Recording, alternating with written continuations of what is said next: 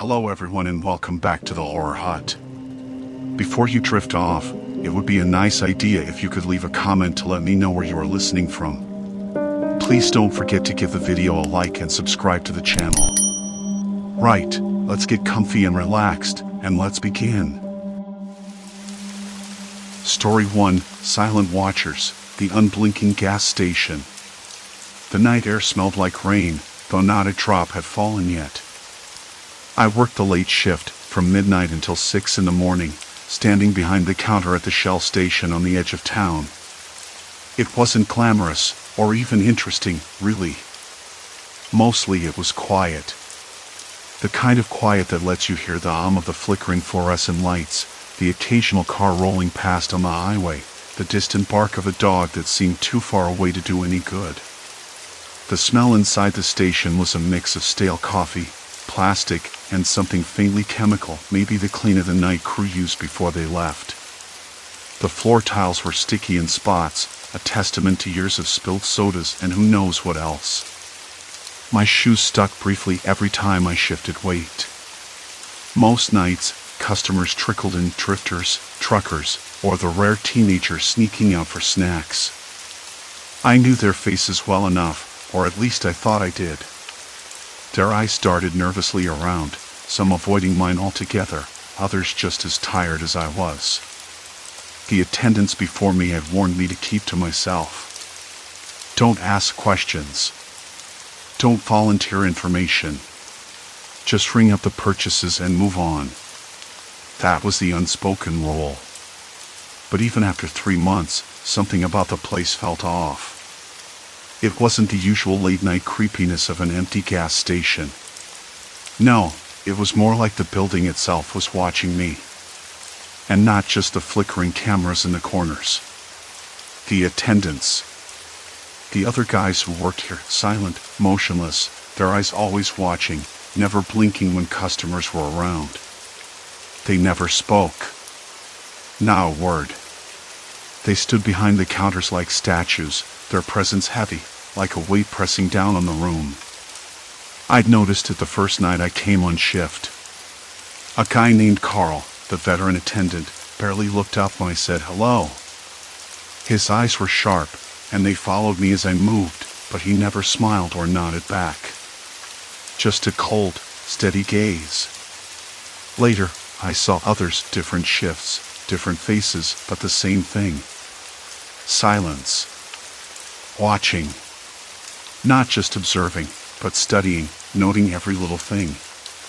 The way I fumbled with the register, the brand of gum I bought on my break, the way I chewed my nails when I thought no one was looking.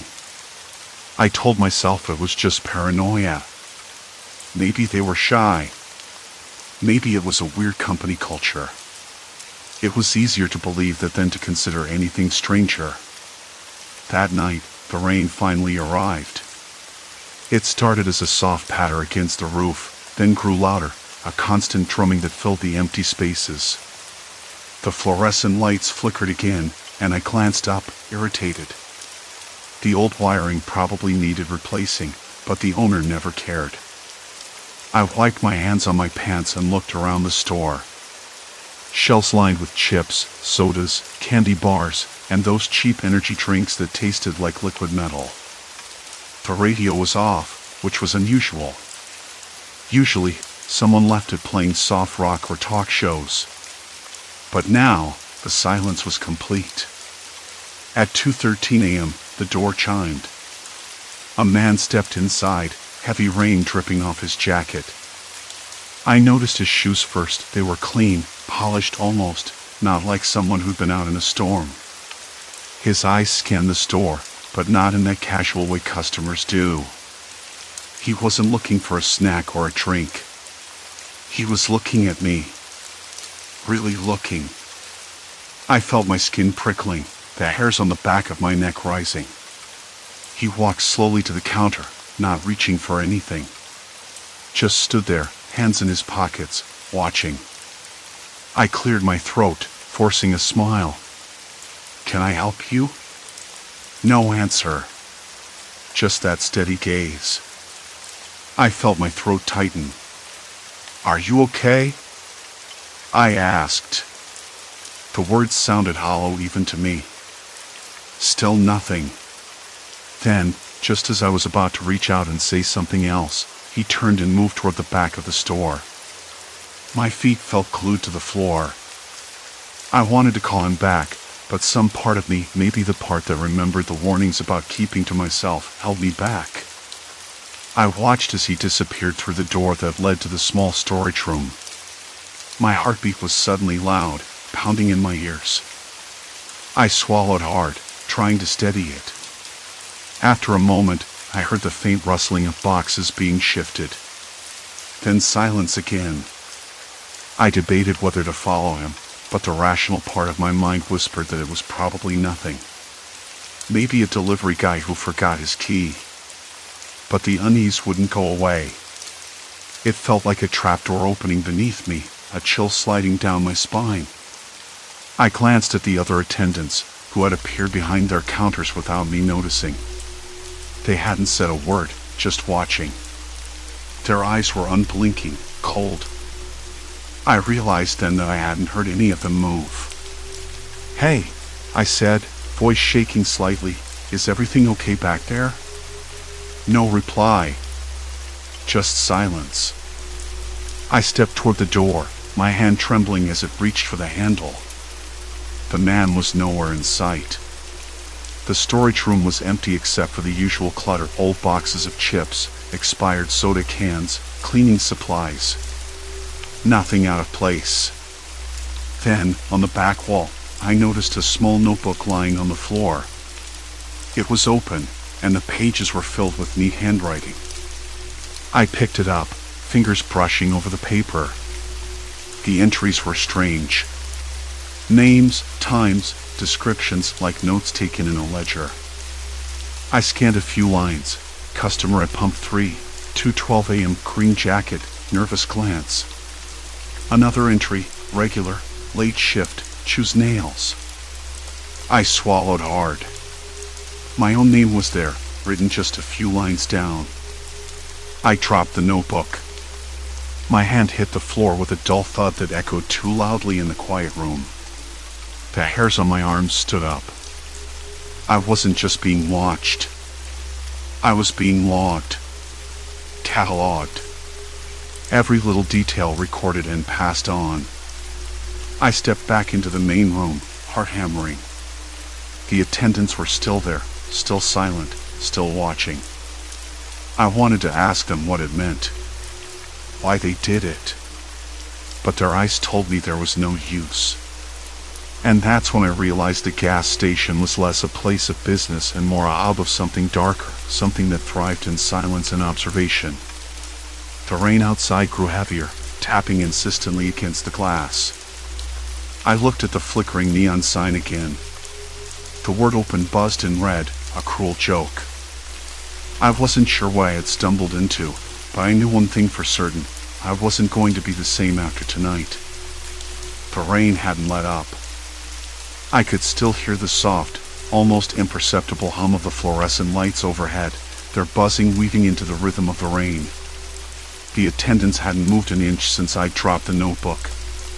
Silent sentinels, their eyes locked on me with that unsettling intensity. I swallowed hard, my mouth dry. The air smelled like stale coffee and oil, something mechanical and cold that made the hairs on my arms bristle again. I wanted to speak, to demand answers, but my voice refused to cooperate. Instead, I knelt down and picked up the notebook, flipping back through the pages, scanning the entries again. More names. More details. It wasn't just a list, it was a map, every customer tracked, every habit noted. The words were neat, clinical, but there was something deeply invasive about them, like an unseen hand rifling through the privacy of people's lives. My own name was still there, circled. Regular, late shift, choose nails. How did they know? How long had this been going on? I tried to imagine how many nights I'd spent sitting here, oblivious, while invisible eyes cataloged me. It made my skin crawl. I backed away slowly, notebook clutched to my chest. The attendant's eyes followed every step. There was no blinking, no shift in posture, just that cold, unwavering gaze. I wanted to believe it was all some sick joke, but the weight in my chest said otherwise. This was real. I slipped out the back door before I could talk myself out of it. The alley smelled of wet concrete and something faintly metallic, maybe rust or oil. The rain soaked through my jacket as I pulled the collar up, trying to stay unnoticed. I needed to think, to figure out my next move. The next morning, the discovery gnawed at me like a persistent itch I couldn't reach. I woke up with a dry mouth and a dull ache behind my eyes, the notebook's words echoing in my mind. I kept replaying the moment I found my name, the way the attendants had stood there like statues, watching me. I didn't want to go back, but I had to. I had to find out who they were, why they were doing this, and what would happen if I didn't stop them. After work, I headed back to the station, taking a circuitous route to avoid being noticed. The place looked harmless enough in daylight, just a tired building with peeling paint and flickering lights. But now I saw it differently. Every detail felt loaded with meaning. The way the attendant's eyes followed customers didn't seem casual anymore. It was calculated. I stood just outside the glass door, watching the attendants from across the street. 2 of them were behind the counter, their faces blank, their bodies rigid. No one spoke. No one smiled. The few customers who came in were brief and silent, their eyes darting nervously. I stepped inside, the door's bell jangling awkwardly in the quiet. The attendants turned toward me instantly, their eyes sharp and unblinking. I could feel the weight of their gaze pressing down on me. "Can I help you?" one of them asked, finally breaking the silence. The voice was low, almost mechanical. I'm just looking around," I said, forcing my voice to stay steady. "Maybe check the cameras? See if I can find something." The attendant didn't respond immediately. Instead, he nodded slowly and motioned toward a narrow door labeled office. I followed him, heart pounding. The office was cramped, filled with dusty shelves and old paperwork. A small security monitor glowed faintly in the corner, displaying grainy black and white footage from the gas station's cameras. I stepped closer, my breath shallow. "Why do you watch people?" I asked, unable to stop myself. The attendant's eyes didn't waver. "We observe. We record. It's important." "Important for what?" I pressed, my voice rising slightly. "Who are you really?" He didn't answer. Instead, he pulled a drawer open and handed me a folded piece of paper. My fingers trembled as I unfolded it. It was a list, names, addresses, times. More detailed than the notebook. Some entries had notes next to them: frequent visitor, talks to strangers, avoids eye contact, car matches description. The implications hit me like a wave. This wasn't just surveillance. It was a network, an underground web of information, quietly gathering data on people for reasons I couldn't yet understand. I looked up, meeting the attendant's gaze. "What do you do with this information?" I asked. He smiled, just a twitch of the lips, but it was enough. "We keep people safe." Sometimes. The words didn't comfort me. They did the opposite. I left the office, clutching the list like a lifeline. Outside, the rain had stopped, leaving behind a slick, cold night air that smelled of wet asphalt and distant traffic. The neon sign buzzed softly overhead, casting long shadows across the empty parking lot. As I walked to my car, I felt eyes on me again, not just the attendants, but something else. A presence lurking in the dark spaces between the streetlights, watching, waiting. I didn't look back. Back home, I spread the list across my kitchen table, tracing the names with my finger. Some were people I recognized. Neighbors, coworkers, strangers I'd passed on the street. How many of them were being watched, logged, judged? I sank into my chair, exhaustion pulling at my limbs. But sleep wouldn't come. My mind raced with questions, doubts, fears. Who were these attendants really? What was this network? And most terrifying of all, was I next in line for something worse than just being watched? Suddenly, my phone buzzed. A text. No number. No name. Just a message. We know you're looking. My hands went cold. I swallowed hard, my throat tight. They weren't just watching me anymore. They were reaching out. The room felt suddenly smaller, the shadows deeper. Outside, the city pulsed with life, indifferent to the quiet storm gathering inside a lonely gas station. And I was caught right in the middle of it. The phone slipped from my fingers and clattered against the worn linoleum floor, the sharp ping of the incoming text echoing in the cramped kitchen. My breath hitched. The room felt colder, like the walls were closing in, breathing in sync with me. I didn't want to believe it, but deep down, I knew this wasn't a simple prank or coincidence. It was a line drawn in the sand. I sank lower in the chair, the edges digging into my thighs. The list on the table, the names, the familiar faces felt suddenly heavier, like a lead weight pressing me down from all sides.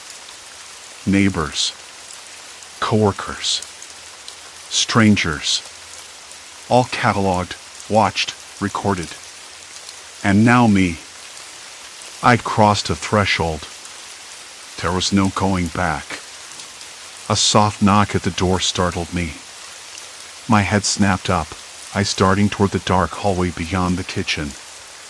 No one should be here, not this late. Not in this weather.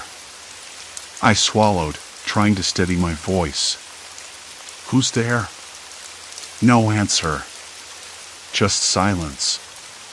The old wooden door creaked open a crack, revealing a sliver of the night outside, gray clouds blotting out the moon, a faint drizzle glossing the pavement.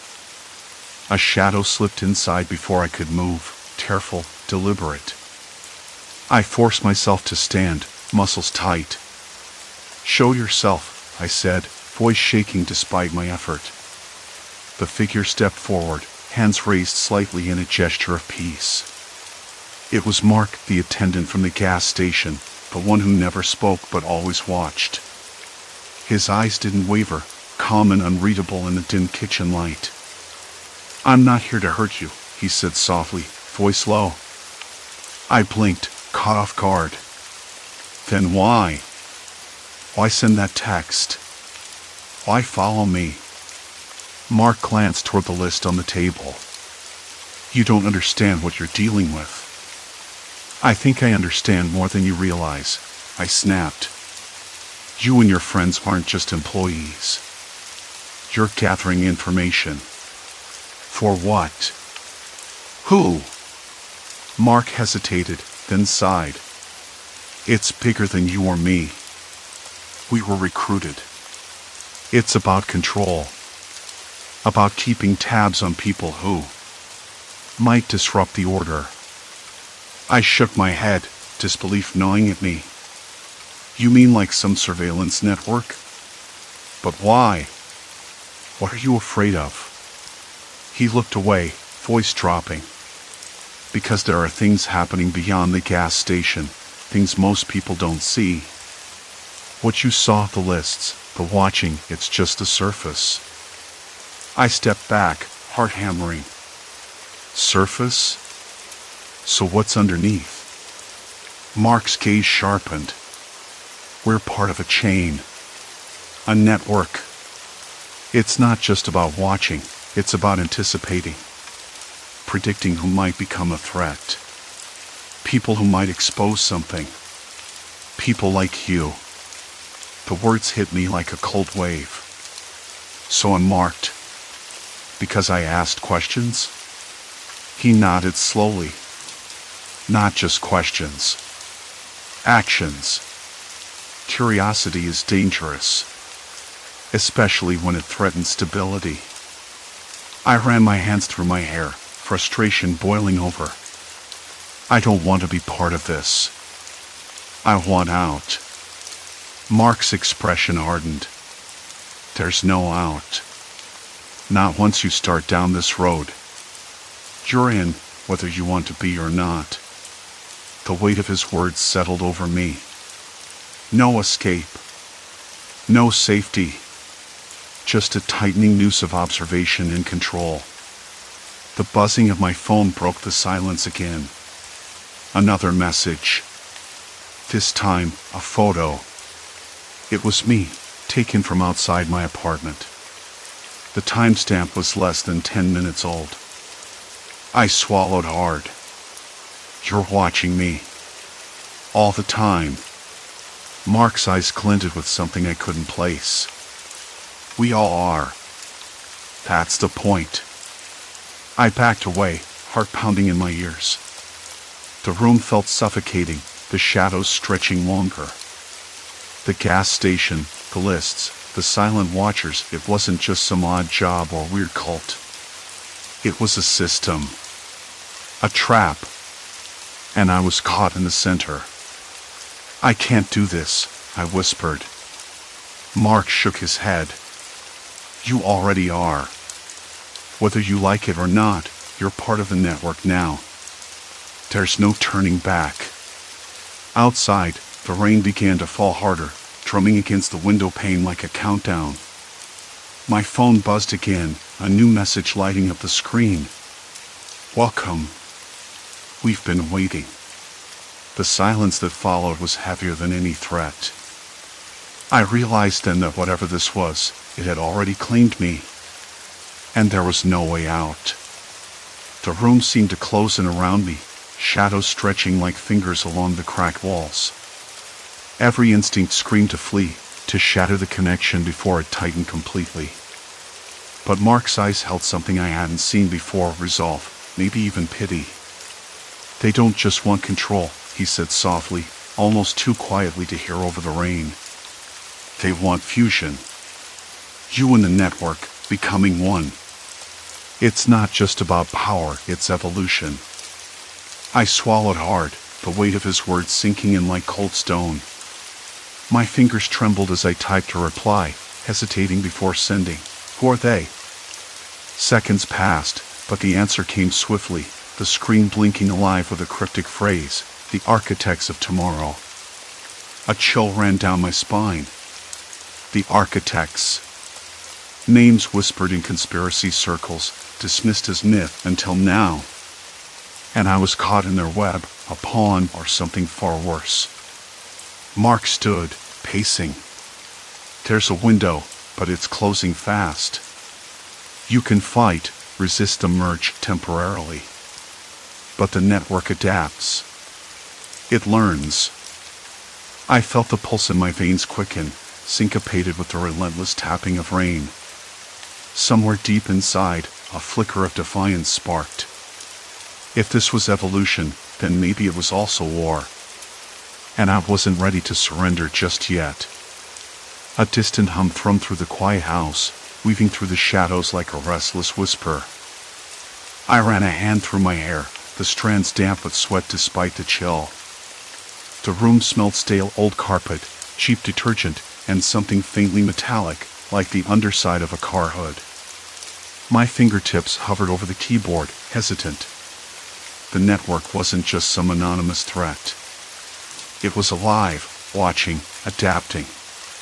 And now, after Mark's warning, I felt the invisible noose tightening. I tried to focus, but the silence was deafening. Outside, a dog barked somewhere distant, sharp and sudden against the drumming rain. The flickering overhead bulb sputtered again, casting the peeling wallpaper into a jittery dance. The world beyond this room felt distant, unreal, like a dream I couldn't wake from. Mark's words circled in my mind, relentless. You can fight, resist the merge temporarily. But the network adapts. It learns. I typed another message, fingers trembling. How do I stop it? The screen blinked, but no answer came. Just a cursor blinking, patient, indifferent. My breath hitched. Was this silence a warning? Or a trap? A sudden noise made me jump, a sharp rap on the motel door. My heart hammered. I froze, eyes darting toward the sound. Another knock, more urgent this time. No one else was supposed to be here. The rain masked footsteps outside, but the door rattled under the force of whoever was there. I swallowed, the dryness in my throat suddenly unbearable. Who's there? I called, voice cracking. No response. Just silence. And then, a faint murmur, almost drowned by the rain. I edged toward the peephole, pressing my eye against the cold glass. The dim streetlight flickered, revealing a figure soaked to the bone, face obscured beneath a hood. The shadow hesitated, then whispered, "You can't run from this." Not anymore. The words slithered under my skin. I stepped back, heart in my throat, fingers clenching the edge of the doorframe. Whoever it was, they knew. They had to. No random stranger would say something like that. My mind raced. Was this one of the attendants? One of the network's handlers? Or something worse? The gas station attendants, their silence, their eyes suddenly felt like a warning too late ignored. They weren't just watching customers. They were waiting. I pulled the curtains closed, the fabric heavy and damp against my palms. The room darkened, shadows pooling in the corners. The laptop screen's glow was the only light left, the typed words standing out stark and cold. "You can't run from this." I pressed my fingers to the keyboard again, desperate for some lifeline. "Mark, I need help. Now." This time, the reply came faster, almost immediate. "They're coming for you." The merge isn't just digital. It's physical. Don't trust anyone. A shiver ran through me, cold and raw. Physical. I swallowed hard, trying to keep the panic at bay. The network wasn't just data and eyes. It was people. Movers. Shakers in the shadows. Puppeteers pulling strings I hadn't even seen. The rain eased slightly, but the tension didn't. The room felt smaller, the walls inching closer with every tick of the clock. The thought struck me, how had I missed it? The attendants' eyes, the silence, the way they logged every detail like a ledger of secrets. This was more than surveillance. It was recruitment. Or consumption. I paced, the rough carpet biting into my bare feet. My hands trembled so badly I nearly knocked over the laptop. The screen flashed a new message, "Find the ledger." It's the key. Without it, you're already part of them. Ledger. The word felt ancient, out of place in this digital nightmare. But it made sense. The attendants had those little notebooks, the ones I'd seen but never thought much about. They scribbled notes, numbers, names. Quietly, meticulously. I needed to get back to the gas station. To find that ledger. To understand exactly what I was up against. The thought was both terrifying and clarifying. If I stayed here, I'd be prey. But to confront it, to step back into that silent gaze, that was something else entirely. Something worse. I grabbed my jacket, the fabric stiff and cold from the damp air outside. The rain had slowed to a drizzle, but the sky was still heavy with clouds. The street was empty, except for the faint hum of distant traffic. My footsteps echoed on the cracked pavement as I approached the gas station, its flickering sign a beacon in the gloom. The door creaked as I pushed it open, the scent of fuel and stale coffee hitting me immediately. Inside, the attendants stood as always motionless, silent sentinels behind the counter. Their eyes met mine, sharp and unblinking. Each glance was a weight, a challenge. Looking for something, one said finally, voice low and even. The others didn't move, but their eyes didn't waver. I swallowed hard, forcing my voice steady. The ledger. I need to see it. A pause. Then the attendant nodded slowly, stepping aside to reveal a narrow door behind the counter. It led down into a basement, the faint glow of a single bulb spilling upward. A smell of damp concrete, oil, and something metallic seeped out. I hesitated. The rain had stopped, but the air was thick with expectation. The flickering light buzzed overhead, casting long shadows that seemed to twist and writhe. Why? I asked, voice barely above a whisper. Because, the attendant said, they want you with us. But you still have a choice. I followed him down the stairs, the cool air wrapping around me like a shroud. The basement was cramped, walls lined with shelves stuffed with worn notebooks, each one a testament to countless nights of silent observation. The ledger sat on a table in the center, a battered leather-bound book, its pages yellowed and filled with scrawled names, dates, and strange annotations. I flipped it open, the rough paper crackling under my fingers. The names were everywhere, people I'd seen, places I'd been. Every detail recorded with chilling precision. A sudden realization hit me. This wasn't just a record. It was a map. A network of control, stitched tightly together by silence and watchful eyes. The attendant watched me, expression unreadable. You're the next entry. You've already been logged. My hands trembled as I closed the book, the weight of my name on that page sinking in like lead. I don't want to be part of this, I said, voice breaking. He smiled then, slow and cold. Nobody ever does. But resistance is a luxury you can't afford. The merge is coming. And soon, it won't be optional. Upstairs, the world outside seemed impossibly distant, just rain and shadows and the faint hum of electricity. The last time I walked through the sliding glass doors of that gas station, the chill of the night air was nothing compared to the cold weight settling in my chest. I'd spent weeks piecing together what I could about the attendants, their silence, their eyes, everything they weren't saying. I told myself I was being paranoid at first, chalking it up to weird night shift vibes and my own jittery mind. But now, standing outside with the faint buzz of the neon sign flickering overhead, I wasn't so sure anymore. I pulled my jacket tighter around me. The wind smelled faintly of rain and gasoline, an odd mix that always stuck in my throat.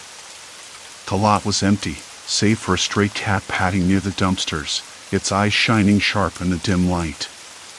The fluorescent bulbs inside the store hummed low, casting those long, harsh shadows I'd come to dread. Inside, the attendants were exactly where I'd left them, two figures standing still behind the counter, faces blank, eyes sharp. No greeting.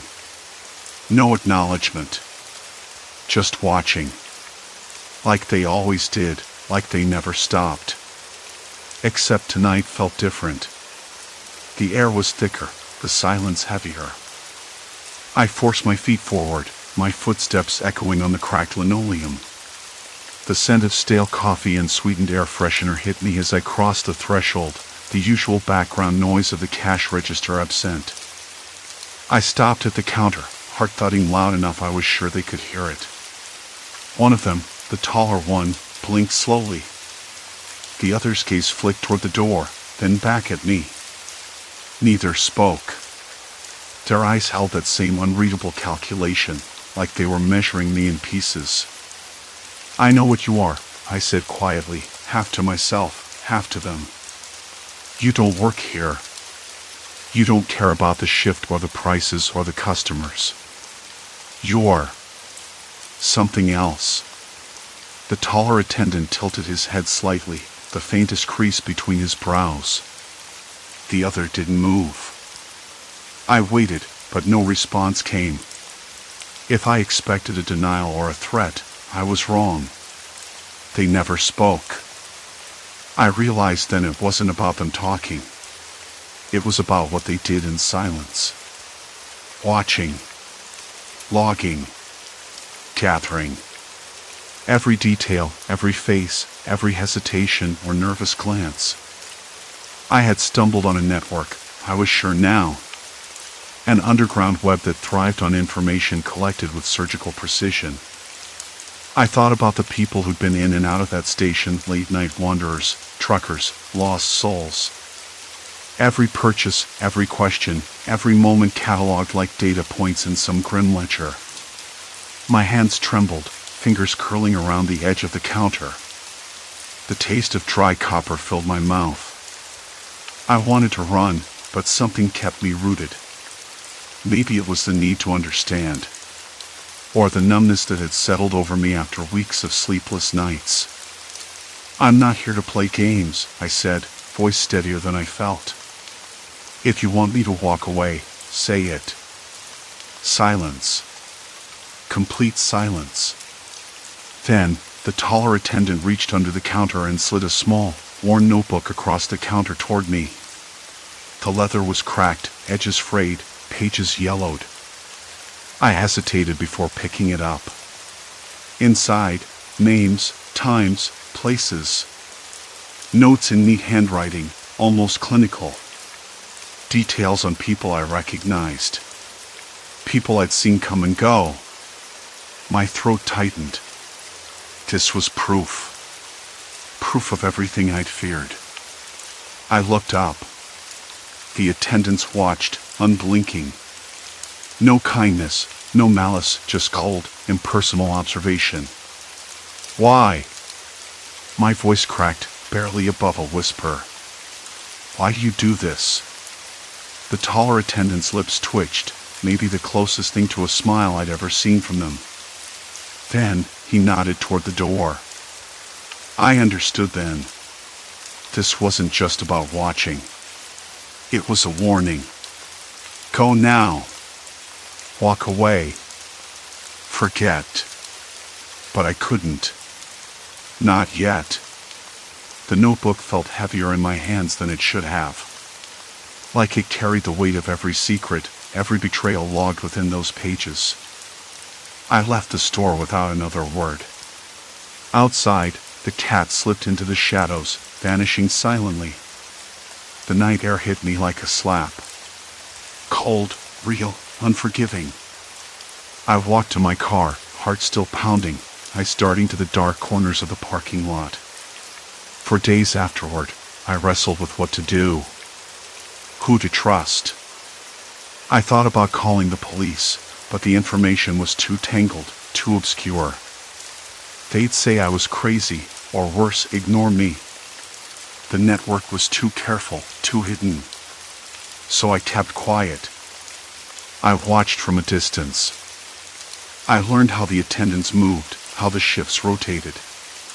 I documented everything in my own notebook, my hands steady this time, my resolve stronger.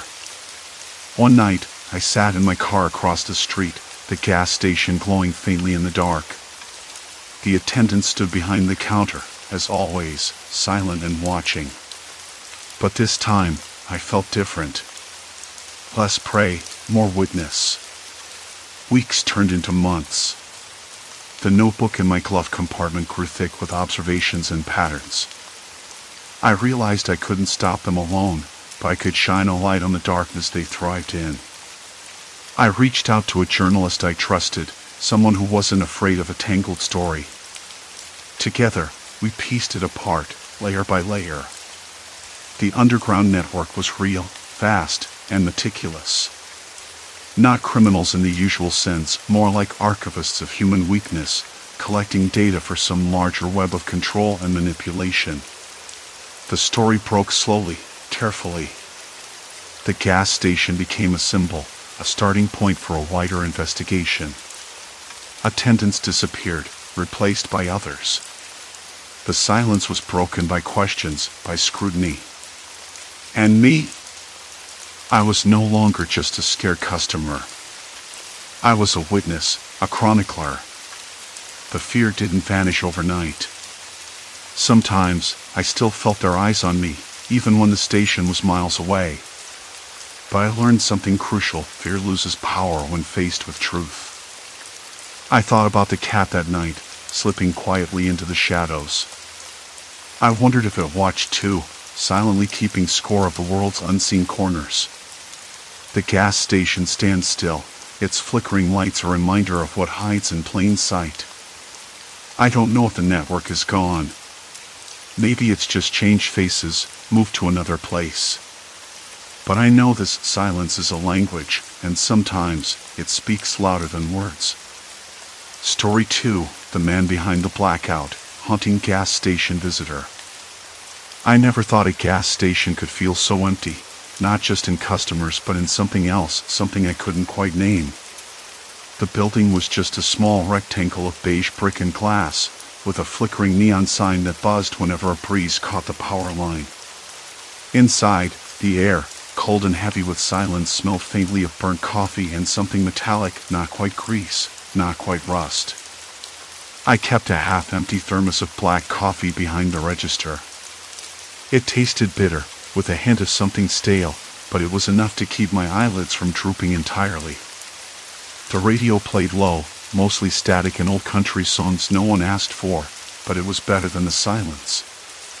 I'd been working here for 2 weeks when the first clerk, a wiry guy named Martin with a permanent crease between his eyebrows, pulled me aside on my third night. He didn't look like he wanted to talk, but he leaned in close, voice dropping so low I had to strain to catch the words. "Don't mind me," he said, eyes darting toward the cameras. "But you gotta watch for him. The man who never shows up on any records." I blinked. "Records? What do you mean?" He shrugged, like it was the worst thing in the world to think about. "No ID, no credit cards, no phone number. Nothing in the system. And he only shows up when the cameras go dark." "Cameras go dark?" I echoed, skeptical. Martin nodded, but like he wasn't sure if I'd believe him. "Yeah. Like clockwork. Every night, they cut out for a few minutes. Happened since forever. No one's fixed it, 'cause no one stays long enough to care. And every time, that guy's there. Just standing. No talking. No buying. Just standing." I wanted to laugh it off, but his face was serious, almost haunted. I told him I'd keep an eye out, though I wasn't sure what I was supposed to look for. The next few nights, everything felt normal enough. A couple of drunks, some truckers stopping for gas, a pair of teenagers buying candy and whispering too loud. The usual. But before long, I started noticing the cameras glitching, just for a moment, a flicker, the screen going black before coming back to life. I checked the monitors twice, then shrugged it off as a technical hiccup. One night, around 3 in the morning, I heard a soft thud from outside. Maybe a can rolling near the pumps or the wind knocking over a trash bin. I went to the door and peered out. The lot was empty, save for a solitary figure standing near pump 3. He was tall, thin, dressed in a dark jacket and jeans, his face turned away from me.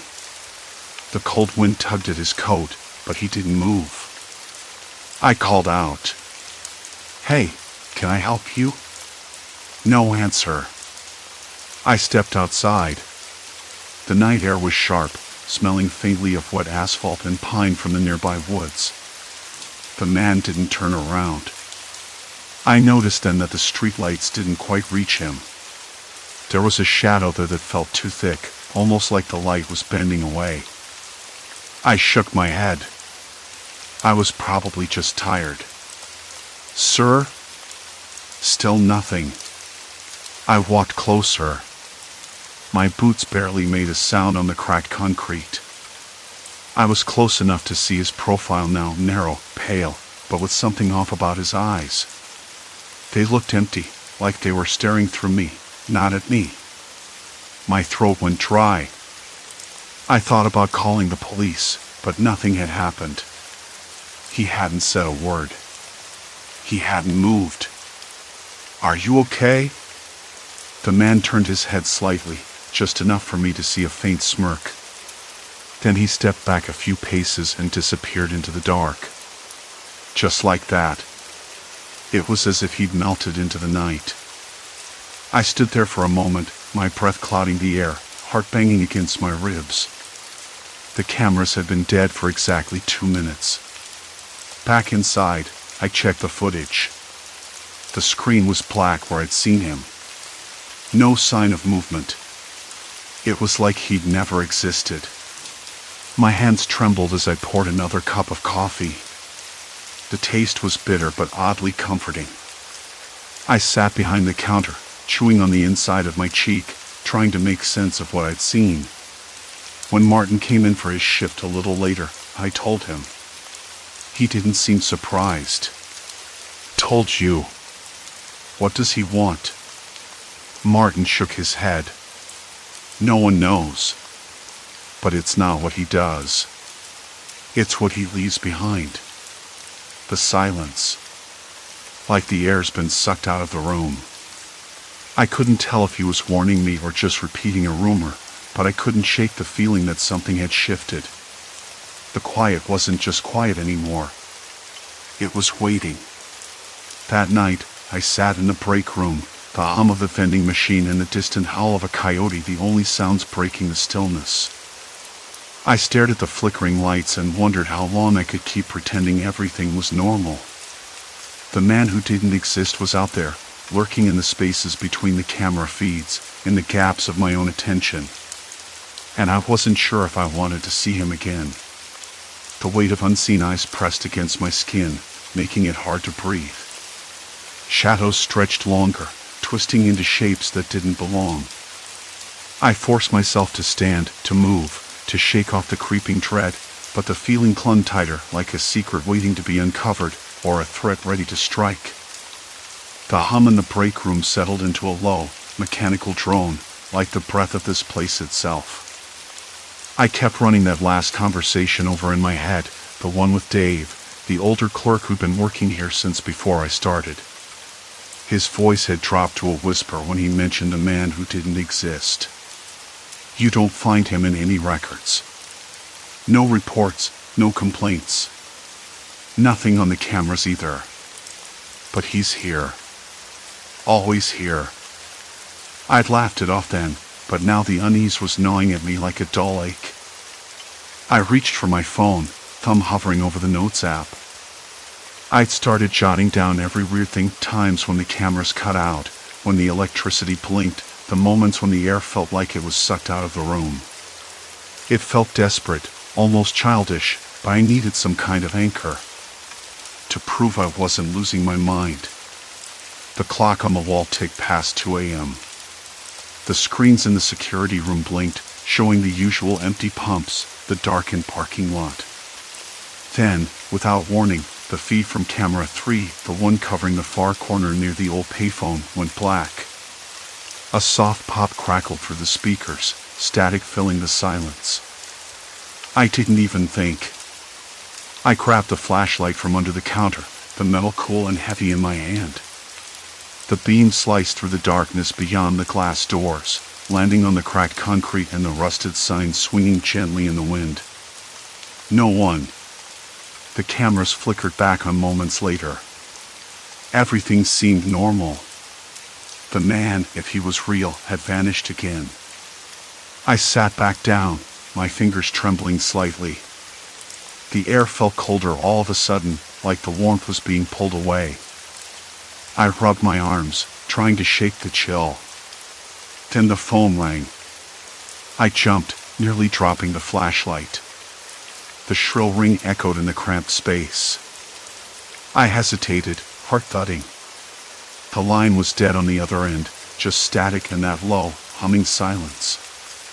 I hung up, hands still shaky, and leaned against the counter, trying to steady my breath. Was it a prank? Probably. But the timing. That eerie pause right after the camera feed went dark. I decided I couldn't wait for things to happen anymore. I had to look for answers. The next day, sunlight spilled harshly through the dusty windows as I shuffled through the back office files.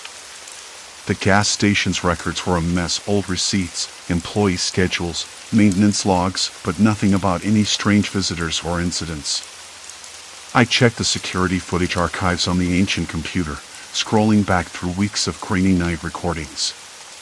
Every time the camera on the far corner cut out, there was a brief flicker of movement, shadows shifting just beyond the frame, a figure too blurry to make out. But no face. No clear image. I took a deep breath and called Dave during his day shift. He answered on the third ring, sounding groggy but polite. "Hey, Dave. About that guy you mentioned." There was a pause, then a voice low and cautious. "Yeah." I checked the records. Nothing.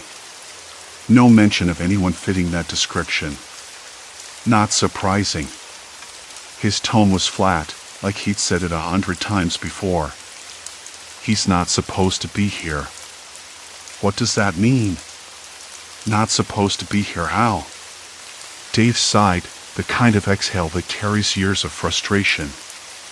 This place out here, at the edge of nowhere, attracts all sorts. Folks running from something, or trying to disappear. But this one, he's different. Like he's not just hiding. Like he's erasing himself. I frowned. Erasing himself? You ever notice how, after the camera cuts, everything's quieter? Like the world's holding its breath. That's not normal. And the worst part? No one talks about it. No reports, no complaints.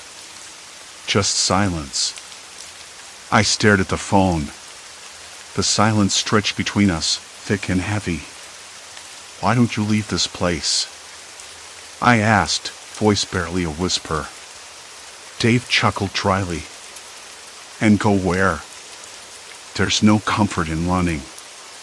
I stay because I have to. And because sometimes you gotta see the storm coming to know where to hide."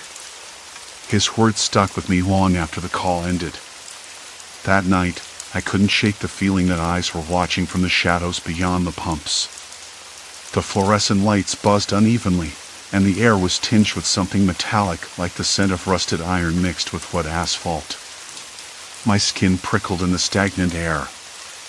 I kept the flashlight close, moving slowly through the store, checking the aisles, the bathroom, the storage room. Everything was quiet, save for the low hum of the refrigeration units and the distant rumble of a semi-truck on the highway. Then, near the back door, I paused. The faint smell of cigarette smoke lingered, even though no one had come through in hours.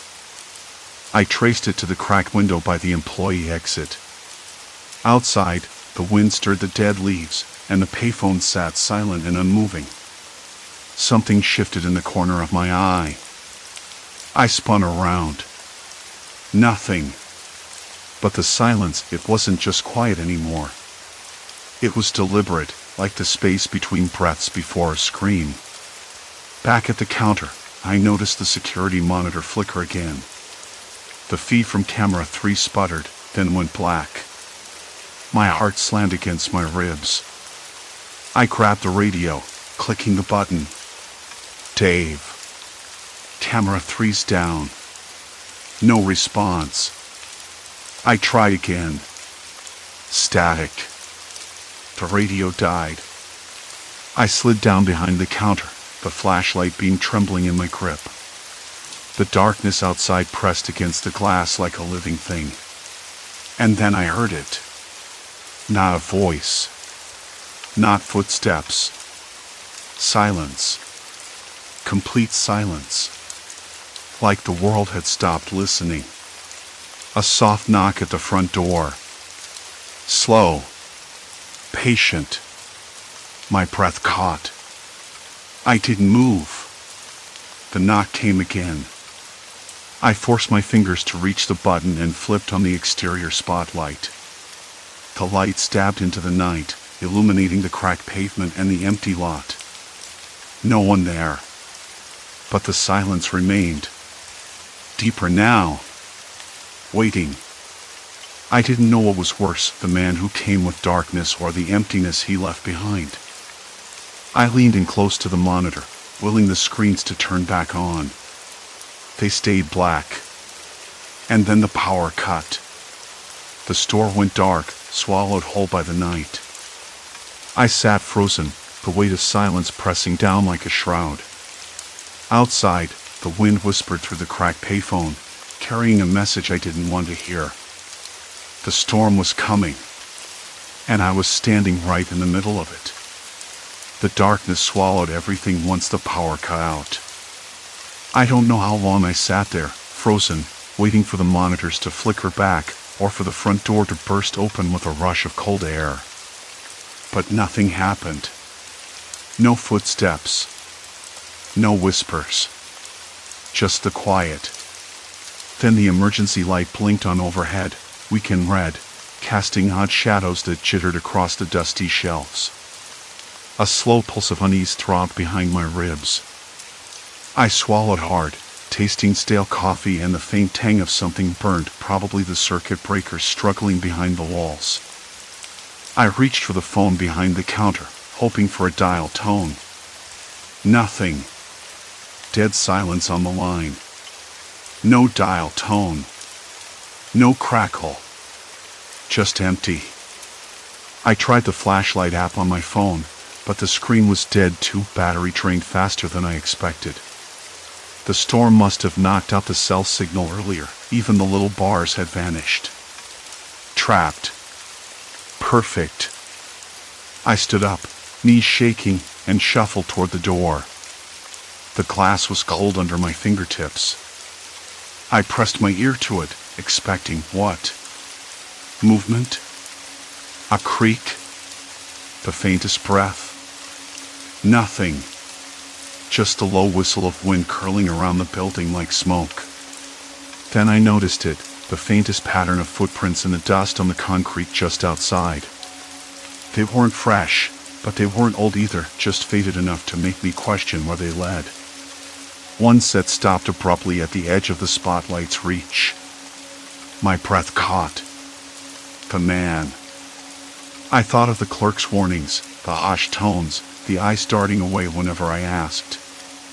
No records. No official sightings. But here were his steps, real enough to touch. I knew then that the danger wasn't what the man did, but what he left behind. Silence.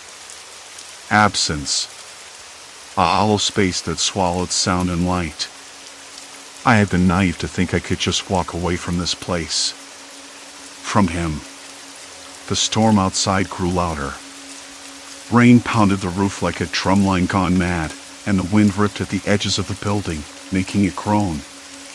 The world was closing in. My phone buzzed. Startled, I fumbled it out of my pocket. A single text, "Don't look outside." No contact info. No sender. I laughed, a dry, bitter sound that bounced off the walls. Of course. Just my luck. I forced myself to sit back down, heart hammering. The emergency light flickered, then steadied. The silence pressed in again, thick and suffocating. I tried to recall everything the clerk said earlier. The stories of the man who appeared when cameras died, who left no footprints on the security logs, who was always there yet nowhere. Something about him didn't add up. He wasn't just some random drifter. He was deliberate. Suddenly, a soft creak came from the storage room, a slow, deliberate shifting of boxes, or maybe just the building settling. I held my breath. The storm's howl masked most sounds, but this was different. Closer. I stood, every muscle taut, and edged toward the back door. A weak beam of moonlight spilled through the cracked window, illuminating a single, long scratch on the wood, new, raw. I pressed my hand against the door frame. Cold seeped through the cracks. The air smelled damp and stale, like forgotten things. My fingers trembled. I wanted to call out, to demand someone explain what was happening. But my voice felt swallowed too, like the darkness had stolen it before it could form. The power cut wasn't random. The cameras going dark wasn't random. The man's footsteps weren't random. He wanted me to know he was there. That meant I was trapped. I thought about running, about jumping in my car and speeding down the highway toward anything that wasn't this place. But the law outside was a slick sheet of cracked asphalt, slick with rain and strewn with debris from the storm. The gas pumps were dead. The lights on the sign were black. No one was coming. I was alone. I sat back down, hands pressed to my face, trying to steady my thoughts. The store felt smaller now, like the walls were inching closer. The air was thick, heavy with something I couldn't name. Then my phone buzzed again. Another message, "Look behind you." I spun around. Nothing but empty aisles and flickering emergency lights. The candy shelves rattled softly in the breeze from a broken vent. I swallowed hard. I wasn't imagining it. The man was here, but not in the usual way. He wasn't coming for me. Not yet. He was waiting, watching, leaving space for me to fill with my own fears. And that silence, that terrible absence, was his tool. I realized then I had crossed a line. There was no going back to normal. No undoing what had started. The storm outside was no longer just weather. It was a cage. And I was inside, alone except for the quiet that screamed. I closed my eyes, the sound that seemed to vibrate in my bones of rain pounding against the roof like a heartbeat, steady, relentless. The power flickered back on. The monitors blinked to life. And there he was, standing just beyond the pumps, looking straight at me, but saying nothing. His presence filled the room with a weight I couldn't shake. Every instinct screamed to run, but my feet remained rooted. The silence stretched, thick and suffocating, until finally he took a step forward. He stepped forward. The blinking monitors in front of me cast pale light across his face, and I realized something odd. His eyes weren't quite right. Not because they were strange in color or shape, but because they didn't seem to focus on anything. They looked through me, like he was somewhere else entirely, or maybe nowhere at all. I blinked, and he didn't change. Not a muscle twitched, not a breath stirred the air, cold and heavy with silence. Just that silence. I swallowed hard.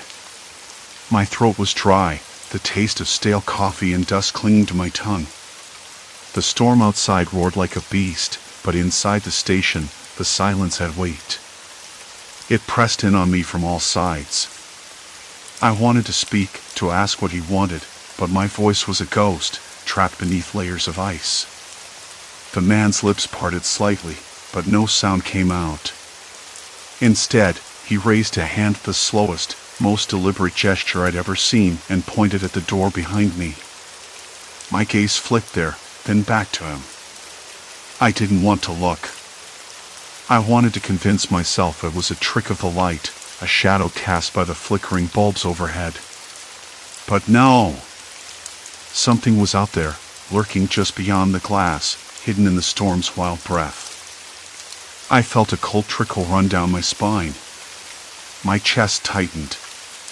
The air tasted metallic, like the edge of a bad cut, though I had no injury. I wanted to move, to run, to hide, but my legs felt nailed to the floor. The man's eyes never left mine, blank, distant, and terrifyingly intent. "Who? What do you want?" My voice was barely a whisper. Too soft. Too slow. Still, no answer. Only that same, suffocating quiet.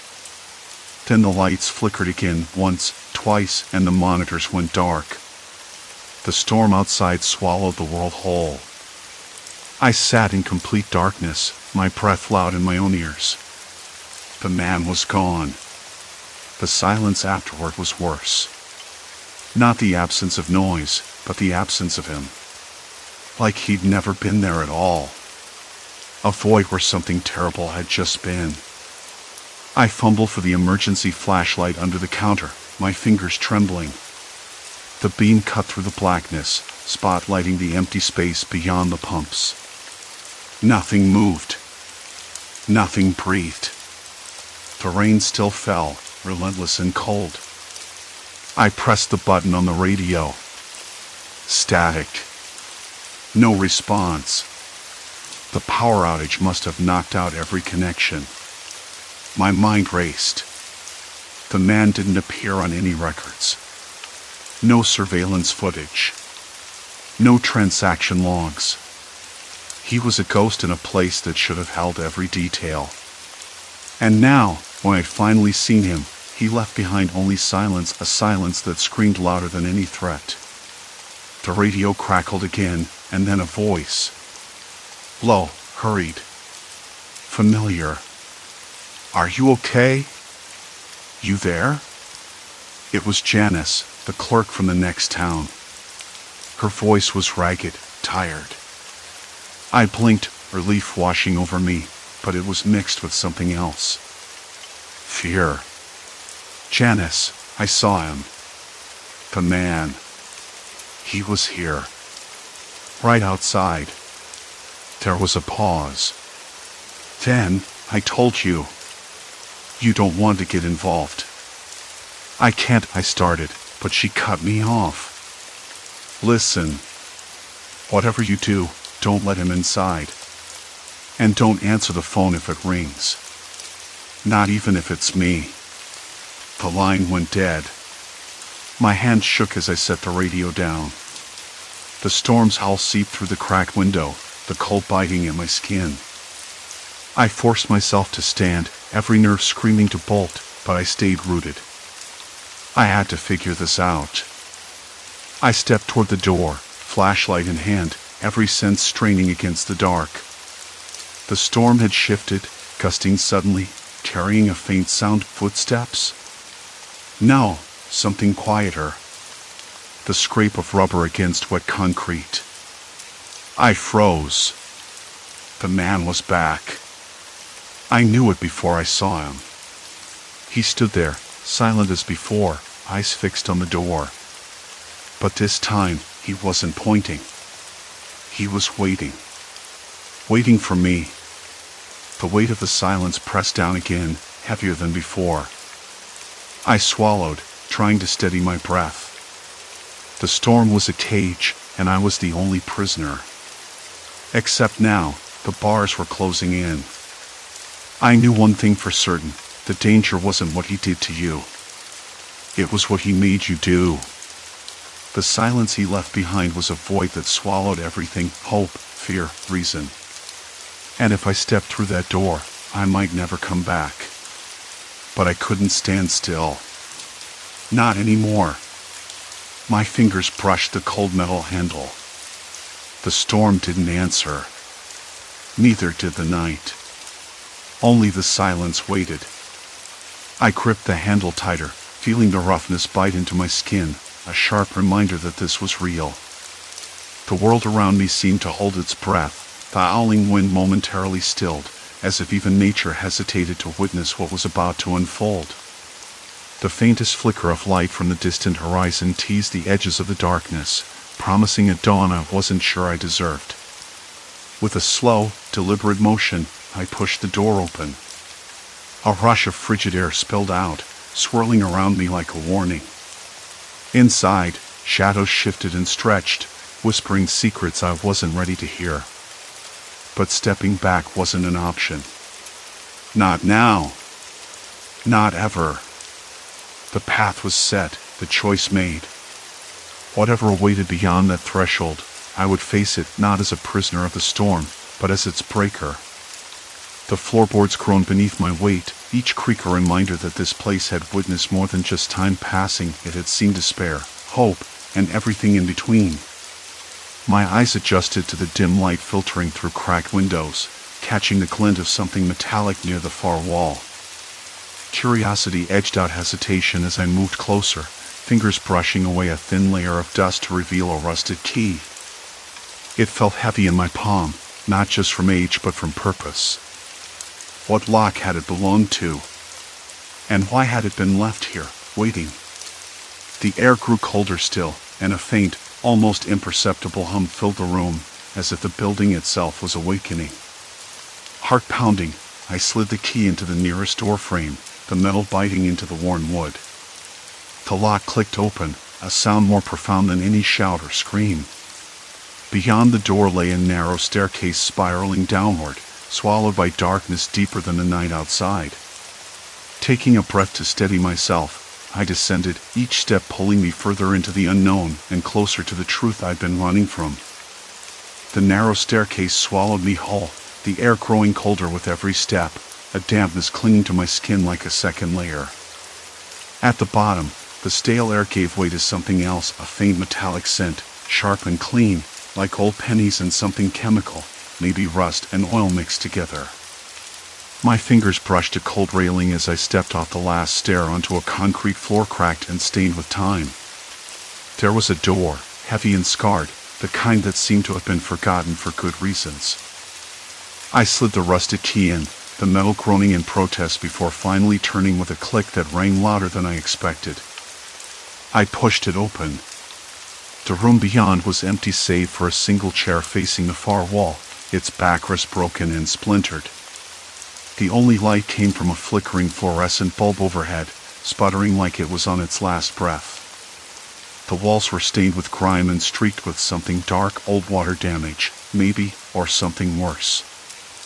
I swallowed hard, the silence thick and expectant. Then I saw it. A small, square panel embedded in the wall, its surface scratched and worn. Beneath it, a bundle of tangled wires spilled out onto the floor like the innards of some forgotten machine. My mind clicked into place. The security cameras. The blackouts. The man who never showed up on records but always arrived when the monitors died. This was the source. I knelt down, the cold concrete biting through my jeans, and traced the wires with trembling fingers. They'd been tampered with, deliberately cut and reconnected in a sloppy, desperate way. Whoever did this knew the system inside out. Whoever he was. A sudden noise made me jump, a faint scrape, like something shifting in the shadows behind me. I whipped around, heart thudding painfully against my ribs. Nothing. Just the flickering light casting long, twitching shadows against the walls. I told myself it was just the building settling, the old pipes groaning, that I was exhausted and reading too much into things. I wanted to believe that, wanted to crawl back upstairs and lock this door behind me forever. But I didn't. Instead, I pulled out my phone, the screen a dull glow in the darkness. I snapped a picture of the panel, then started to work on the wiring, trying to reverse whatever sabotage had been done. My fingers shook so badly I almost gave up, but then the hum of the light stabilized, the flicker fading into steady illumination. The camera should be coming back online. I hurried upstairs, heart hammering, breath shallow. The main room was exactly as I'd left it, except the monitors blinked back to life, one by one, like eyes opening after a long sleep. And then I saw him. Not the man himself, at least not yet, but the void he left. The silence on the screen where he should have been.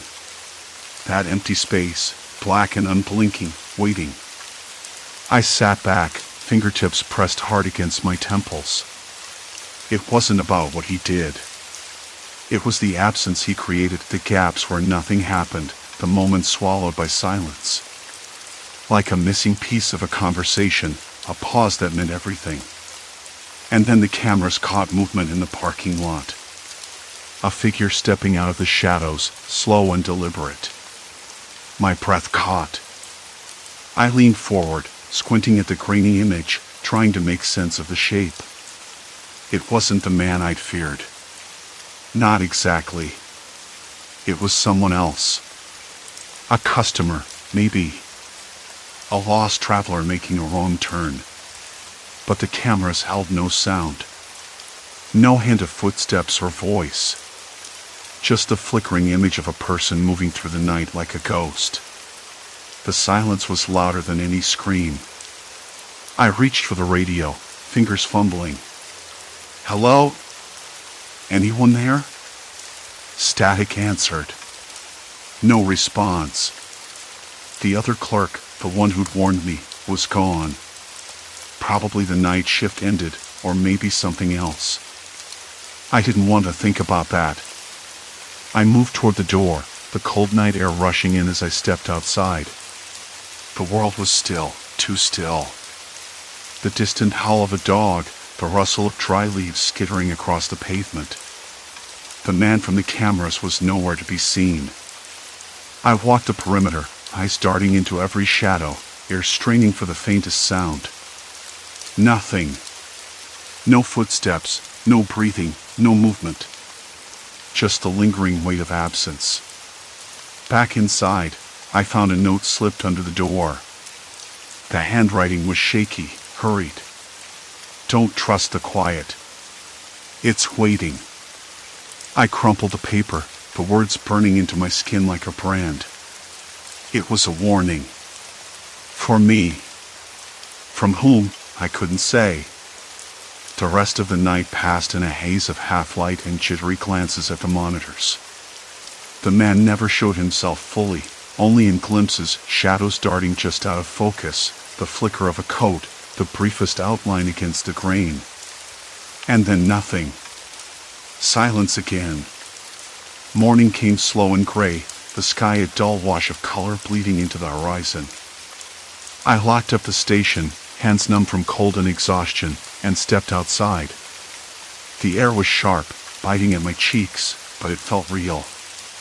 Tangible. Alive. I realized then that the danger wasn't in the man's presence but in his absence. The way he slipped through the cracks of our vision, the way silence swallowed him whole and left only questions behind. I chased a phantom, a hole in the world that felt like it might swallow me too. Days later, when I finally handed in my resignation, the others at the station didn't ask why.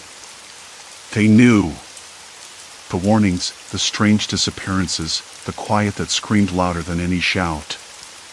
I left with a heavy weight in my chest, the rusted key still in my pocket, cold and unforgiving.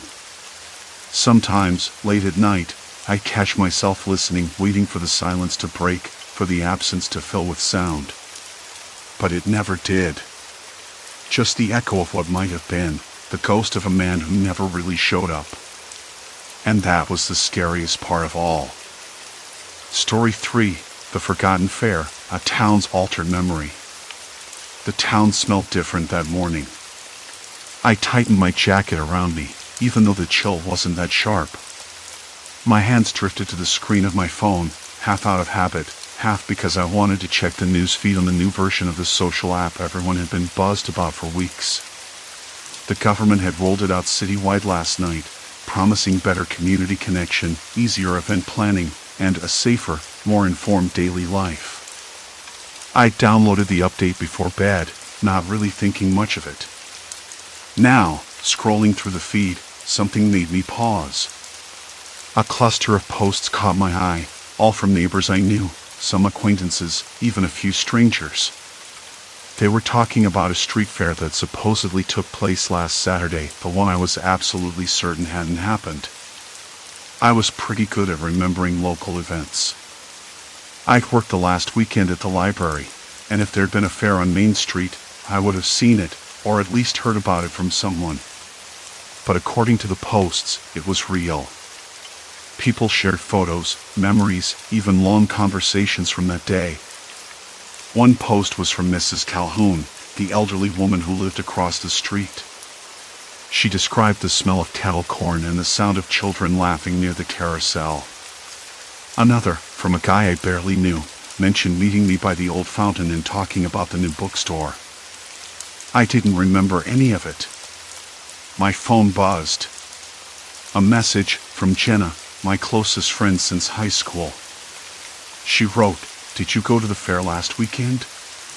Crazy turnout, right?" I stared. I typed back, "What fair?" and hit send before I could talk myself out of it. Outside, the sun had crept higher, and the town's usual morning sounds were stirring: mail trucks rattling down Elm, the distant bark of a dog, the scrape of a broom against cracked concrete. The diner on the corner was starting to fill up with early risers. I could smell brewing coffee, rich and dark, cutting through the crisp air. But the normalcy felt fragile, like a thin sheet of ice over water you weren't sure was frozen. The kind of quiet where you wait for a noise that never comes. Jenna replied almost immediately. "Seriously? Everyone's been talking about it all morning. Maybe you forgot. You were there, I swear." I rubbed my forehead, my fingers tracing the rough calluses from years of typing. "No," I whispered to myself. "No, I wouldn't forget something like that." I tried calling her, but the line went straight to voicemail. Odd. Jenna wasn't one to ignore texts, especially not early in the day. I stepped away from the phone, feeling a prickling at the back of my neck. The street outside was quiet now, except for the faint hum of an air conditioner kicking on somewhere nearby. I glanced up at the cracked plaster of my apartment ceiling, where a tiny spider had spun a lopsided web overnight.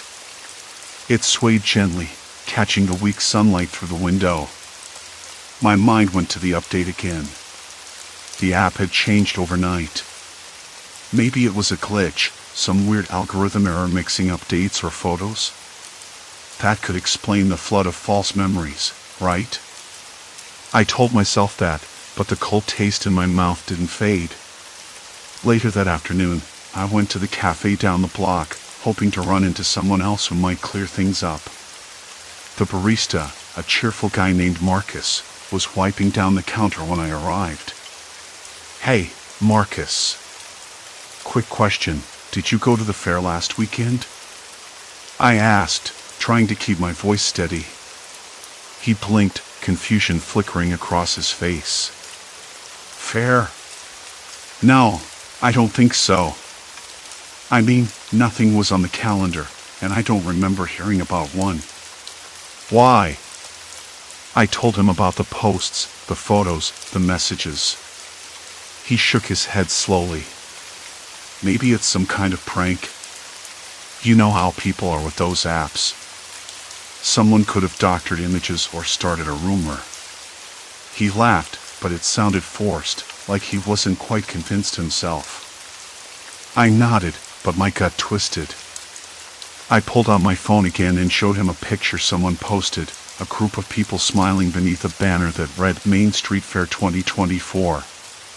The photo looked authentic, sunlight filtering through leaves, faces I recognized. Marcus frowned. "Well, that's weird." We sat in silence, the hum of the espresso machine filling the space between us. Outside, a breeze stirred the leaves, carrying with it the faint sound of distant church bells. I tried to focus on the smells, freshly ground coffee and something else, something acrid, like burnt rubber. I glanced up, but the street was empty save for a lone cyclist passing by. That evening, I met Jenna at her apartment. She seemed distracted, eyes flickering to her phone more than usual. "Everyone's talking about the fair," she said quietly, almost as if she was convincing herself. "I remember the cotton candy, the music, even the parade." I shook my head. "I was at work all weekend. No fair. No parade." She hesitated. Maybe we're both remembering wrong. Maybe the app is mixing things up." But her voice lacked the certainty she tried to project. We sat on her worn-out couch, the fabric rough under my fingertips, and I noticed a faint smell of lavender and old paper. The room felt too still, like it was holding its breath. Later, as I walked home under a sky turning the shade of bruised purple, the town felt different again. Streetlights flickered unevenly, casting long shadows that didn't match the shapes of trees or signposts. A car door slammed somewhere down the block. Silence. Complete silence. I tried to shake the feeling, telling myself I was chasing ghosts. But when I looked down at my phone one last time before locking the door, the app's feed flashed a new post. Remember the parade? The marching bands? The fireworks? I didn't remember any of it. And maybe that was the worst part. Not the confusion, not the creeping doubt, but the fact that everyone else did. The moment I shut the door behind me, the app's notification buzzed again. I sat down at the kitchen table, the surface sticky from some spilled soda I hadn't cleaned earlier. The smell of old coffee lingered in the air, cold and heavy with silence, bitter and sharp. My fingers trembled as I opened the app again, watching the flood of memories pour in. I should have deleted it, thrown the phone against the wall, but I couldn't look away. Something was deeply wrong. The next morning, I woke up with a dull ache behind my eyes. The sky outside was a flat gray, the kind that presses down on your chest, making everything feel heavier. I brewed coffee, the bitter aroma filling the cramped kitchen, and tried to piece together what I was dealing with. The parade. The mayor's speech. The fireworks. None of it existed in my mind, yet everyone else swore it did. I called Sarah first. She didn't answer. The second call went to Mike. His voice was cautious, uncertain. You've seen it too, right? The posts, the memories? Yeah, I said, wrapping my hands around the mug as if it might ground me. But I don't remember any of it. There was a long silence, the kind that feels like an electric current between two people who don't know what to say next. I thought it was just me, Mike finally admitted, voice low. But it's the whole town. Everyone's talking about these events like they happened yesterday. My sister told me about meeting the mayor in person at the square. I told her I wasn't even there. Why would everyone lie? I asked, though I already knew the answer wasn't that simple. Not lying. Remembering differently. Or maybe. Programmed to remember, Mike said, and I heard the hesitation in his voice. It's like the app rewrote our memories. I rubbed my temples. The idea was absurd. Implausible even. Yet, the evidence was overwhelming. Later, I met Sarah at the cafe where we used to hang out. The bell above the door jingled as I stepped inside, the smell of cinnamon and burnt sugar wrapping around me like a faded comfort. She was already there, eyes red-rimmed, fingers tapping a restless rhythm on the tabletop. Mike called me, she said without preamble. He thinks it's some kind of experiment. Like we're lab rats. I didn't want to believe it, but the knot in my stomach tightened. What kind of experiment? Mass psychological manipulation. The app is government mandated now, right? Maybe they updated it too. I don't know. Control us? Test us? Her words sounded conspiratorial, the kind of thing I dismiss in other circumstances. But the look in her eyes was too real, too raw. We spent the morning comparing notes, tracking down others who felt the same fracture in reality. We found a small group of teachers, shop owners, even the mail carrier who shared our confusion. Each had their own version of the forgotten events, details that didn't align but all pointed to one thing: something in the town's collective memory had shifted. At one point, Tom, the local librarian, pulled out a tattered notebook filled with scribbled observations. I've been recording anomalies since the update, he said, voice steady but tense. Names, dates, places that don't exist anymore or maybe never existed. The idea of reality bending like that made my throat dry. But Tom's notes were concrete, a patchwork of facts and contradictions that begged for answers. Back home that evening, I sat alone in the dim light of my living room. The app glowed on my phone, silent now, waiting. Outside, the wind scraped against the window pane like fingernails on glass. I could hear faint voices from neighbors' houses, laughter that didn't feel quite right, too forced, too rehearsed. I tried to remember the parade again. Close my eyes and summon the sound of drums, the flash of fireworks. But all I got was a hollow silence. And then, a new notification. Have you noticed the new faces? The ones no one talks about? I didn't recognize the profile picture, a blurred figure standing in the middle of the square. I tapped it, but the image vanished. Confused, I scrolled through the comments. People were debating whether the figure was real or a glitch, some calling it a ghost. I shook my head. Ghosts weren't real. But what if what was happening wasn't about memories or ghosts or glitches? What if it was about control? About who decided what was true, what was real? That night, sleep was impossible.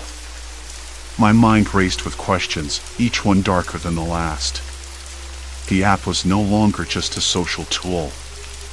It was a gatekeeper, a storyteller rewriting the town's history, and maybe our very selves. I had to find out who was behind it, and how far they were willing to go. Because if our memories could be manipulated, if reality itself was slipping through our fingers, then nothing was safe, not our past, not our future, not even the people we thought we knew. And somewhere in the back of my mind, a whisper, what if I was next? The shadows deepened as I stared at the screen, the weight of countless altered truths pressing down on me. Every notification felt like a challenge, a puzzle piece in a dangerous game I hadn't asked to play. But now that I was in, there was no turning back. The glow of my phone was the only light in the room, with its faint smell of dust and decay, casting jagged shadows that twitched on the peeling wallpaper. I tapped through the new features, though I already knew what I'd find, more altered memories, more shared events nobody but me could remember. Every notification felt heavier now, like it was pulling me deeper underground, farther from whatever reality I thought I knew. The idea of control no longer felt abstract, it was suffocating, a tightening noose around the town's collective mind. The night stretched on, and I finally forced myself to sleep, though the darkness behind my eyelids was restless. When morning came, gray and cold, it didn't bring relief. Instead, it felt like the calm before a storm, thick with questions I couldn't shake. I needed to talk to someone. Not just anyone, I needed someone who hadn't been caught in the swirl of these impossible memories. Someone grounded. But in this town, that was almost impossible. I called Jess first. She picked up on the second ring, her voice quieter than usual. "You're up early," she said. I couldn't sleep. "Did you see anything new this morning?" On the app. There was a long pause, like she was weighing whether to say anything. "Yeah. Something about that old community garden that was supposed to be torn down years ago. But I swear, I remember planting tomatoes there last summer. We all did." I sucked in a breath. "That garden was bulldozed 3 years ago. You're not imagining it." "I'm not," she said firmly. "It's like the app is making us remember a different town. One that never existed." A shiver ran down my spine. "It's not just memories, Jess. It's like reality itself is shifting. I'm starting to think this isn't some glitch or mistake. It's planned. Controlled." We fell silent after that, the weight of what we were facing settling between us. Neither of us wanted to admit how deep this rabbit hole might go. Later, I met with Mark at the cafe on Main. The place smelled faintly of burnt coffee and old wood, the chatter of other patrons a dull roar in the background. Mark's eyes were bloodshot, his fingers tapping nervously on the table. "I checked the app's code," he said, voice low. There's something embedded in the update, something that triggers when certain conditions are met. It's not just a social platform anymore. It's a system designed to rewrite our collective memory. I blinked, the words sinking in like ice water. But why? Who would do this? Mark shrugged, looking around like we were being watched. Power? Control? Maybe they think they can shape society by rewriting what people believe to be true. It's psychological manipulation on a massive scale. I rubbed my temples, the dull ache growing behind my eyes. So, if our memories are being overridden, what happens to us? Who are we if we can't trust what we remember? That's the point, Mark said grimly. We become what they want. We lose ourselves. Outside, a gust rattled the window pane. I glanced over and caught my reflection in the glass, sunken eyes, a face I barely recognized. Was I still me, or just a version rewritten by an algorithm? The thought made my throat tighten. On the walk home, the town felt different. Familiar streets seemed oddly distorted, shadows too long, colors just a shade off. I passed neighbors whose faces flickered with confusion, their conversations disjointed, as if they were struggling to piece together a puzzle with missing parts. Even the smell of fresh bread from the bakery was off, somehow too sweet, like artificial vanilla. At my apartment, the app pinged again. A new message, labeled Mandatory Update. I hesitated before opening it. The text was chillingly straightforward. Participation is now required. Compliance ensures community stability. Resistance will be addressed. My hands trembled. Community stability? Resistance addressed. The language felt like a warning, or worse, a threat.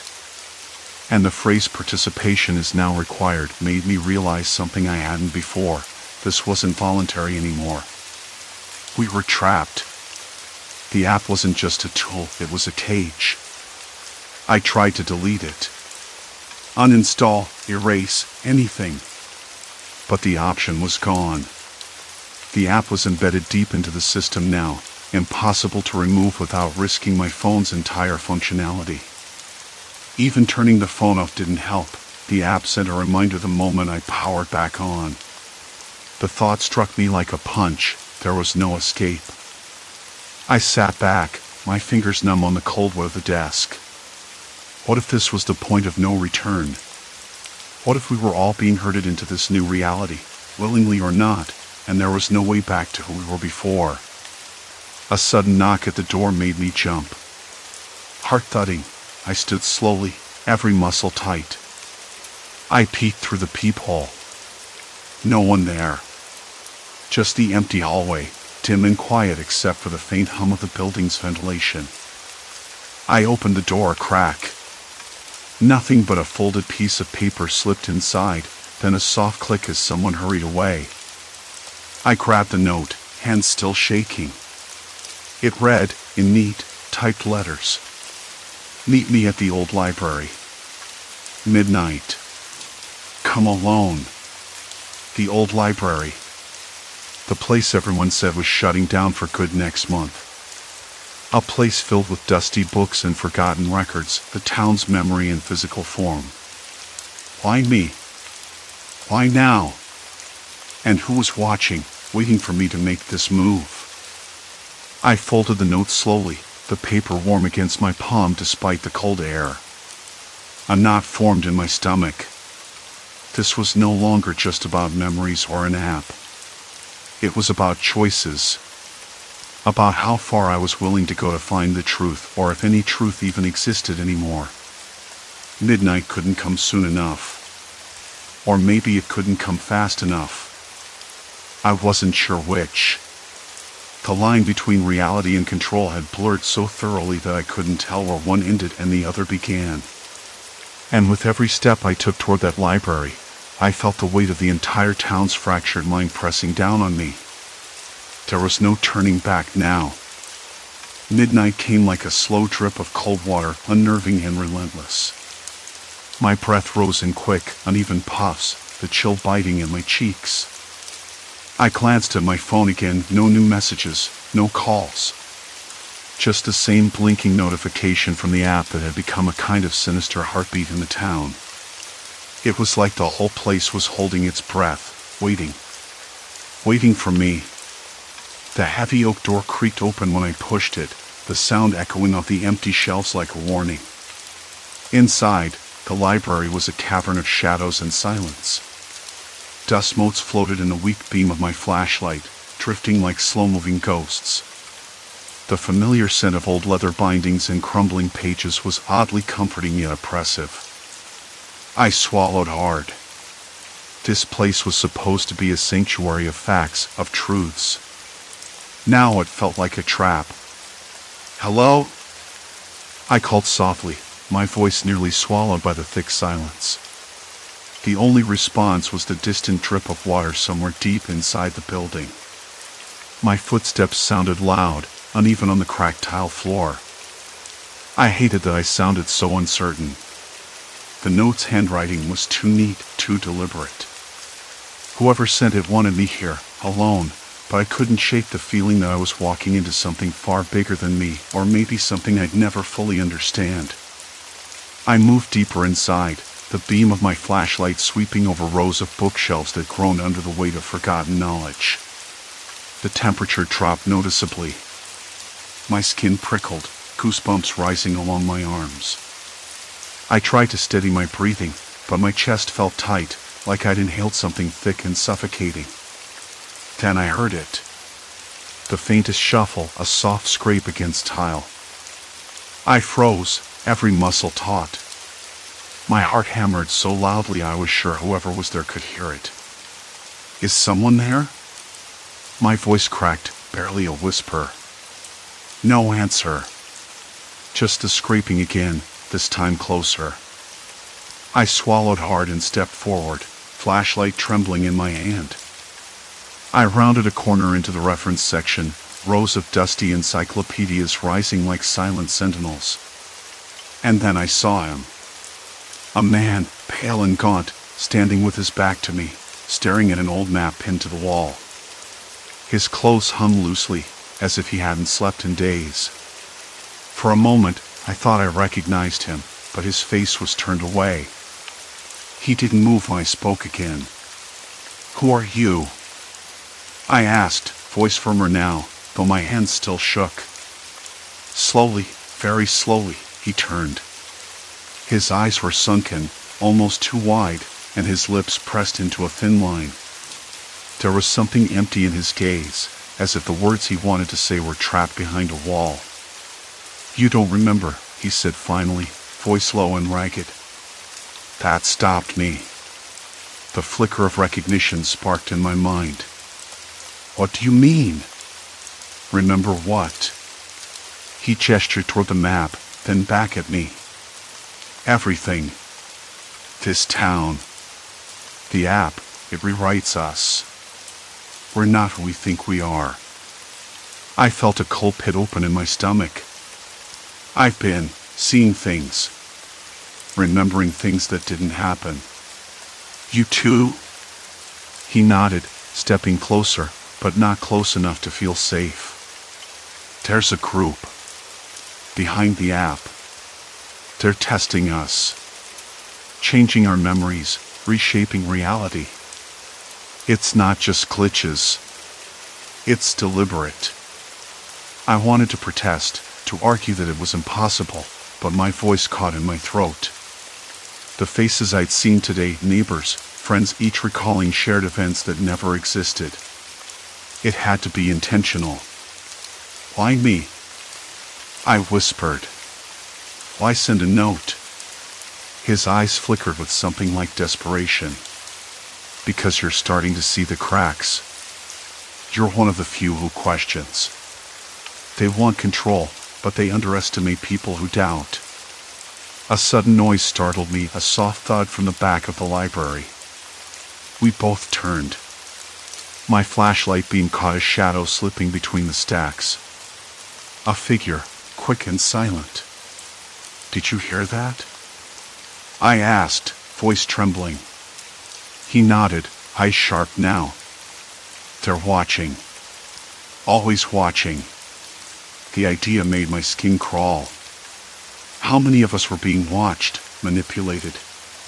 How many memories were lies?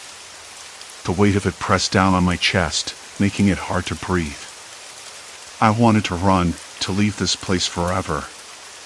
But something held me there, curiosity, fear, maybe stubbornness. I needed to know the truth.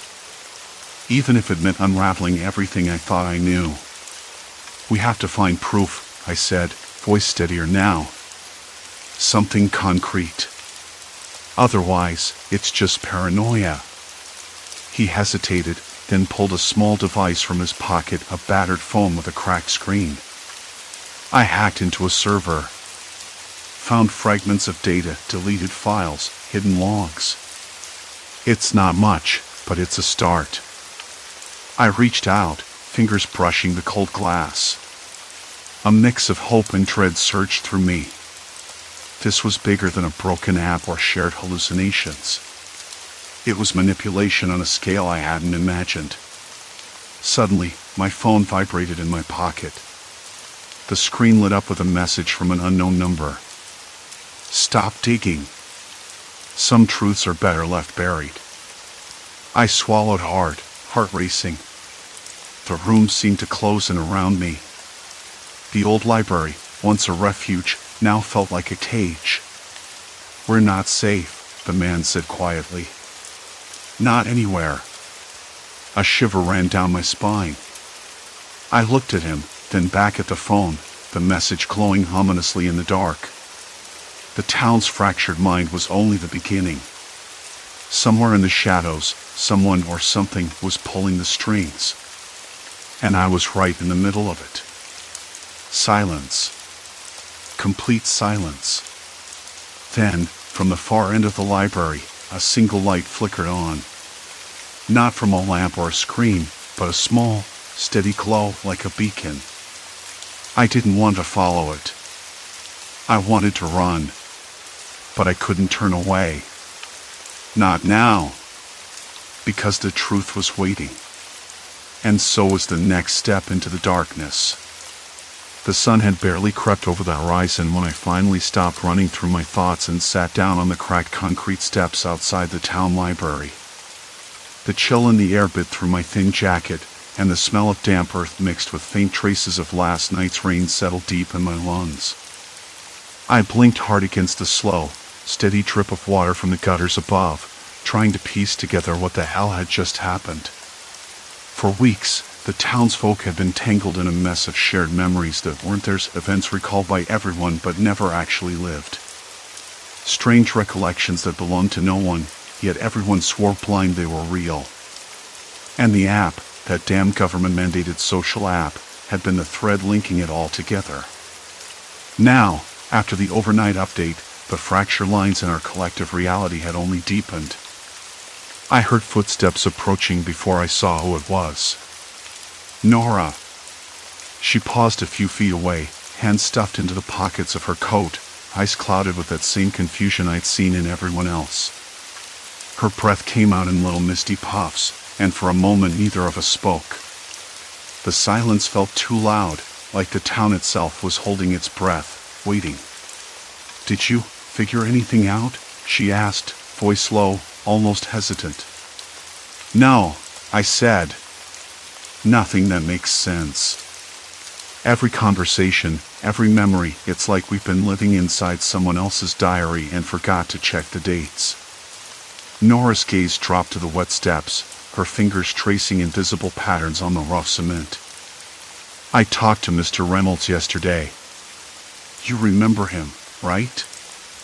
I nodded, the old man who ran the hardware store, always with a kind smile and stories about the town's history. He told me something strange. Said the app's new update mentioned memory integration protocols in the fine print. Of course, no one read it. She laughed, but it was hollow. What kind of experiment does that sound like? I rubbed my temples. A bad one. The words felt heavier than I expected. It's like they're testing us, seeing if we'll buy into fake realities, or if we'll fight to hold on to what's real. We sat there a while longer, the library's shadow stretching long and dark behind us, until the sun climbed higher and warmed the cold stone beneath my fingers. I thought about the countless conversations I'd had over the past days, neighbors arguing over details that hadn't happened, friends insisting on things I couldn't recall, even my own memories twisting and turning like smoke. And yet, despite the chaos, something inside me was starting to settle. Not because I'd found the truth, no, far from it, but because I realized I wasn't alone. Everyone was trapped in this strange, shared confusion, but we were all still here, still human beneath it. Later that morning, I met with the others at the town hall, the small group who had refused to delete the app or give in to the madness. We gathered around a battered wooden table, the air thick with tension and the faint smell of stale coffee. Marcy, always the skeptic, was pacing the room, her voice sharp but tired. "We can't just wait for answers from some faceless agency," she said. "If this is a psychological experiment, we need to take back control." I looked around at the faces illuminated by the weak overhead light, faces marked by exhaustion and fear, but also by determination. For the first time in days, I felt a flicker of hope. "Maybe we start by recording what we know," I suggested. "Write down our memories, what we're sure of, and what doesn't fit. If it's an experiment, maybe documenting the cracks will expose it." Nora nodded slowly. "And what if it's not? What if the app's update just scrambled something in our brains?" "Then we keep talking," I said. "We share, compare, question. If reality feels like it's breaking, maybe the best we can do is hold on to each other." We spent hours mapping out timelines, cross-referencing stories, and trying to untangle the web of false memories. The process was exhausting, filled with moments where I wanted to give up and moments where I felt the ground shift beneath my feet. But through it all, a strange clarity began to emerge. I realized that the fractured memories, while unsettling, were also a symptom of something deeper, our collective vulnerability to suggestion, to technology's quiet manipulation, and to the loneliness that made us crave connection in any form. The app hadn't just altered our memories, it had exposed the fragile threads we rely on to trust one another. By evening, the group felt different. Not cured, not fixed, but united. The weight of confusion was still there, but so was a shared resolve. We weren't pawns in a game, we were survivors, figuring out how to rebuild a reality that felt real again. Walking home, the streets looked the same but felt unfamiliar, like I was seeing them through new eyes. The faint hum of the app's notifications buzzed in the background, but I ignored it. Instead, I focused on the ordinary sounds, the distant bark of a dog, the crunch of gravel underfoot, the wind brushing against my face. Things that didn't lie. At my front door, I paused and took a deep breath. The air smelled faintly of pine and the promise of rain. I reached into my pocket and pulled out my phone, staring at the app's icon. The urge to delete it was strong, but I didn't. Not yet. Because I needed to remember something important. No matter what the app tried to rewrite, the truth wasn't just in the data or the memories. It was in the choices we made now, in the people we trusted, the stories we told each other, and the moments we refused to let slip away.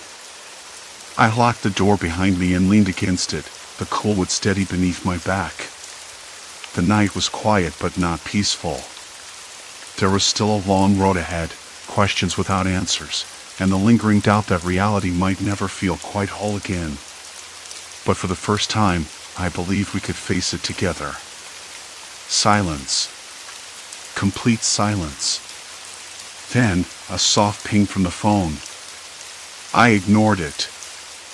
Story 4, Unseen Intruder, Objects Move Themselves. It started with the coffee cup. I stood in the doorway for a long moment, blinking at it. The guest room was locked. Always locked. I never needed to go in there. The door was pristine, paint still fresh, the brass knob cool and gleaming under the dim hallway light.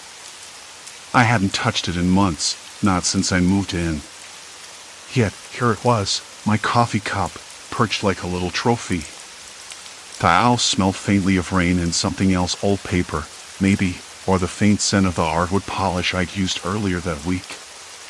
The air was cool, a little too cool for early June, and the floor beneath my bare feet felt sticky, like the humidity was pressing through the old wood. I glanced around, half expecting to catch someone sneaking out or hear a creak, a whisper, anything that would explain this odd placement. But silence. Complete silence. I'm not one to jump to conclusions. I checked the lock. Solid.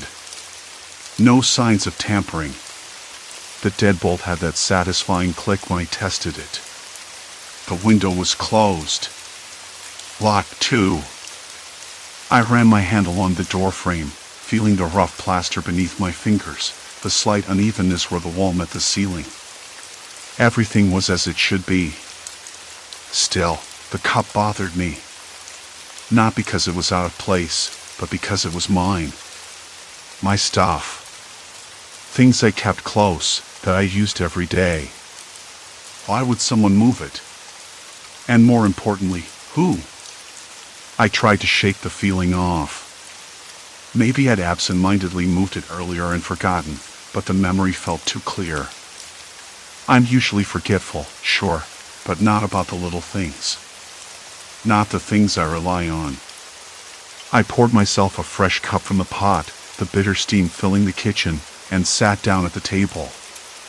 The house creaked softly, settling, or so I told myself. The next morning, I found my headphones tangled up on the bathroom sink. Another locked room. The bathroom door was always shut, but I never locked it. Still, I was sure I hadn't taken them in there. How would they even get inside? I didn't want to admit the growing knot in my stomach, but it was there, twisting tighter with each strange discovery. I went to the security system next. The house was wired with cameras, partly because I liked the tech, partly because the neighborhood wasn't the safest. I scrolled through the footage from the past 2 days, eyes narrowing at every shadow and flicker. No sign of anyone else. No open doors, no footsteps in corridors, no movement except mine. I watched myself, the way I moved through the house, sometimes hurried, sometimes slow, sometimes pausing, as if I were listening for something. The grainy black and white images caught every detail, my shoes scraping softly against the wood, the slight dip in my shoulder when I checked my phone, the way I absent-mindedly ran a hand through my hair when I was thinking. No one else appeared. Not even a flicker of a figure, a stray shadow. Nothing. I couldn't explain it. I still can't. That evening, after work, I decided to check the guest room again. I wanted to see if the cup was still there, to prove to myself that I hadn't imagined it. The hallway was dim, the fading daylight casting long shadows that stretched like fingers across the walls. My footsteps echoed softly, slower than usual, the carpet muffling the sound just enough for an eerie quiet. The door was locked. I hesitated, my palm resting against the cool brass knob. I could hear my breath, uneven, shallow. I knocked lightly, 3 taps, then stepped back. "Hello?" I called softly. No answer. I glanced down at the cup. It sat in the same place, as if it had been waiting for me. I backed away and closed the door. The lock clicked. I slid my back down the wall and sat on the floor. My hands trembled a little, as if waking up from a deep sleep and realizing something was wrong. I tried to tell myself it was nothing. Maybe a trick of memory, or a draft moving the door, or one of those moments where the mind plays games. But something was watching. I could feel it. Not a presence in the room, but something just beyond the walls, in the spaces between the rooms. Later, as I lay in bed, the house quiet except for the faint hum of the air, cold and heavy with silence conditioner and the occasional distant bark from a dog. I found myself listening to every creak, every sigh of the old building. The darkness felt heavier than usual, thicker somehow, and the silence wasn't comforting. I thought about calling a locksmith to change the locks. Or maybe installing new cameras. But what good would that do if whoever was doing this wasn't breaking in? What if they were already inside, moving unseen, knowing every step I took? The thought made my skin prickle. I turned over, pulling the blanket tight around me, and stared at the ceiling. The coffee cup. In the guest room. I could almost taste the bitterness that day, the sharp edge of confusion mixed with something colder, sharper. Someone was watching. And they knew me better than I knew myself. A sudden noise from downstairs snapped me back to reality. Heart pounding, I slipped from bed, every shadow now a potential threat. The line between safety and danger blurred, there was no turning back. I crept toward the door, hand grazing the wall for balance in the darkness. The faint scrape of footsteps drifted from the kitchen, slow and deliberate. I strained to listen, my breath shallow, willing the silence to stretch just a little longer. The wooden floorboards groaned under weight I couldn't identify. My mind raced through possibilities: an intruder, or someone sent to find me. The thought twisted cold fingers around my spine. Reaching the stairwell, I paused, every instinct screaming to flee, but curiosity held me rooted. Peering down, I could just make out a shadow moving near the doorway. A figure. Tall, still, unmoving. Then, a whisper, a voice low and familiar, yet distorted by fear. "Why are you hiding?" It was a question that cut deeper than any item. I swallowed hard, stepping into the dim light, ready to confront the unknown that had been stalking me all along. The voice lingered in the air long after I'd stepped into the dim light, low and unfamiliar but somehow shaped by my own dread. I stood there, rooted. The cold floor pressed against my bare feet, the smell of old wood and damp plaster wrapping around me like a shroud. Somewhere, a clock ticked unevenly, its rhythm off kilter, as if it, too, was holding its breath. I don't know how long I stayed frozen, listening to the house breathe, but eventually, I pulled myself together. The locked rooms. The things I found inside them, my things, rearranged or left for me to find like clues to a twisted game. And now that voice. Someone was here, watching, knowing every single step I took. I had to do something. I couldn't wait for whatever it was to come back. I needed proof. Hard evidence.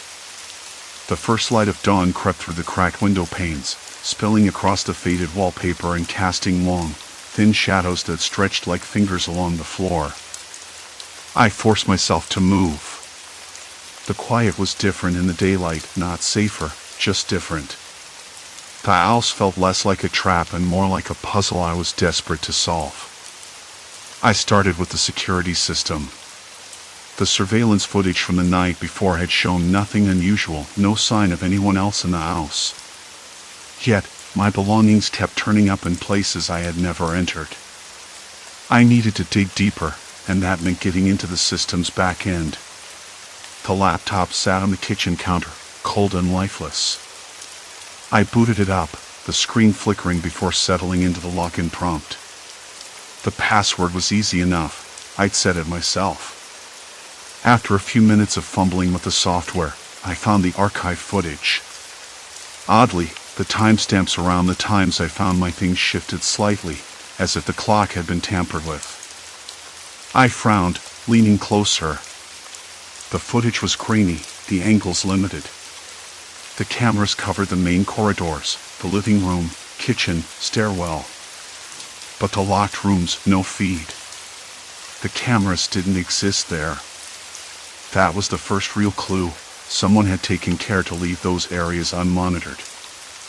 I scrolled through the files, watching the empty hallways and silent rooms. Nothing moved. The faint hum of the fridge, the distant bark of a dog from a neighbor's yard, The soft rustle of leaves outside the cracked window. The house was alive with sound, but no footsteps. No one else. Still, every time I looked away, I felt it, the weight of unseen eyes tracking me. I backed up the footage to a USB drive, my fingers trembling slightly as the progress bar inched across the screen. I wasn't sure what I'd do with it, but I needed to hold on to whatever proof I could find. Proof of what, exactly? I wasn't sure. Proof that I wasn't losing my mind. Or that I wasn't alone. I spent the next few hours moving cautiously through the house, checking each locked room. The doors were always shut tight, sometimes bolted from the inside. I never found a key. But whenever I returned to the living room, my safe zone, the same items kept appearing. My watch, a pair of glasses, a notebook I swore I'd left on my desk. Each discovery sent a fresh wave of nausea through me.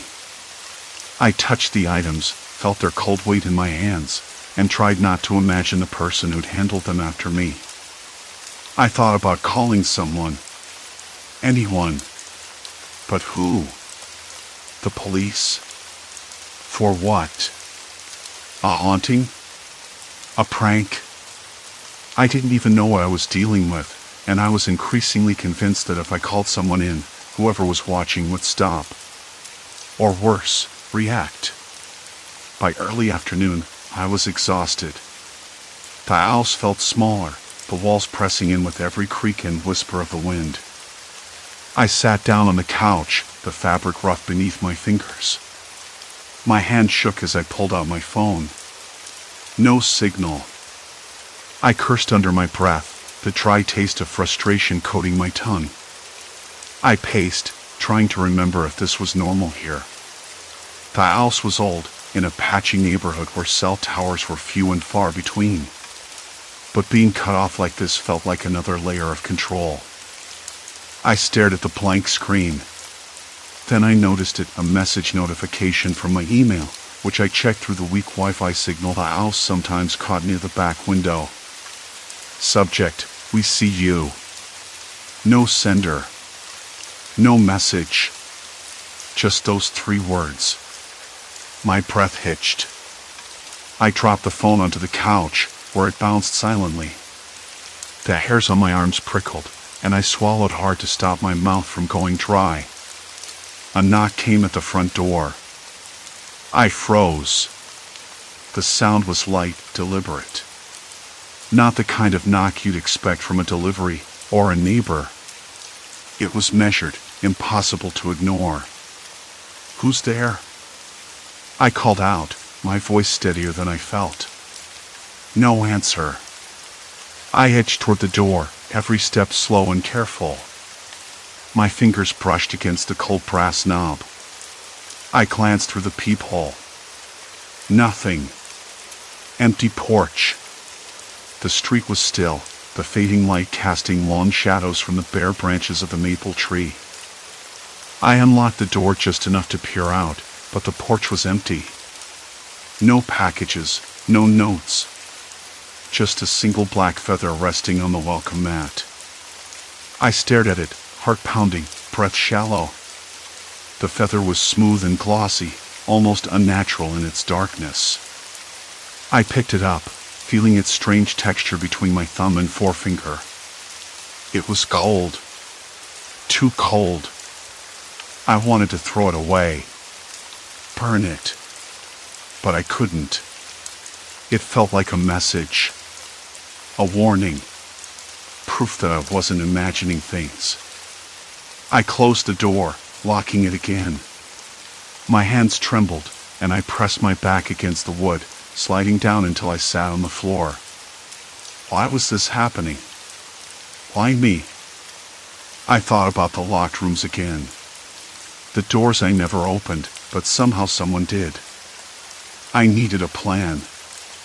I needed help. The phone buzzed again. This time, it was a text. Stop looking. No number. No name. Just those 2 words. Silence. Complete silence. Then the power cut out. The owls plunged into darkness, the only sound the slow, steady pounding of my own heart. Darkness swallowed the room whole. I didn't move for a long time. I tried to focus on the sound of my own breathing, slow and deliberate, but it was impossible to ignore the distant creak of wood settling somewhere deep inside the house. It was faint, but unmistakable. Someone was here. Or had been. I thought about the locked rooms. The ones I'd never entered but kept finding my things inside. The surveillance footage showed no one. No sign of forced entry. No shadow. No whisper. And yet, here I was, trapped in my own house with that feather, that cryptic text, and a darkness that wasn't just the absence of light. I stood up, every muscle tense. The floor was cold beneath my feet, the rough carpet in the hallway feeling like a soft reprieve against the chill. I reached for my phone, but the screen was useless. Dead. No signal. The battery icon, a blinking ghost. Frustration bubbled up. How was I supposed to call for help if even the phone refused to work? I tried to reason with myself, maybe it was a circuit breaker, a neighborhood outage. But no, I remembered the precise moment the owls plunged into darkness, the silence that followed, and that text. Stop looking. No number, no sender. Just a warning.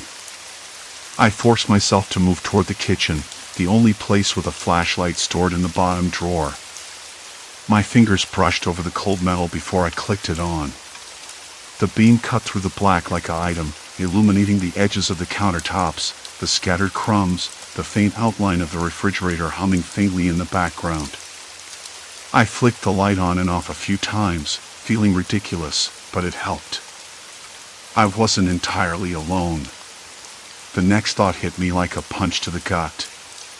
The locked rooms. I had to see what was in them. I needed answers even if they scared me. I crept back down the hall, flashlight trembling slightly in my grip.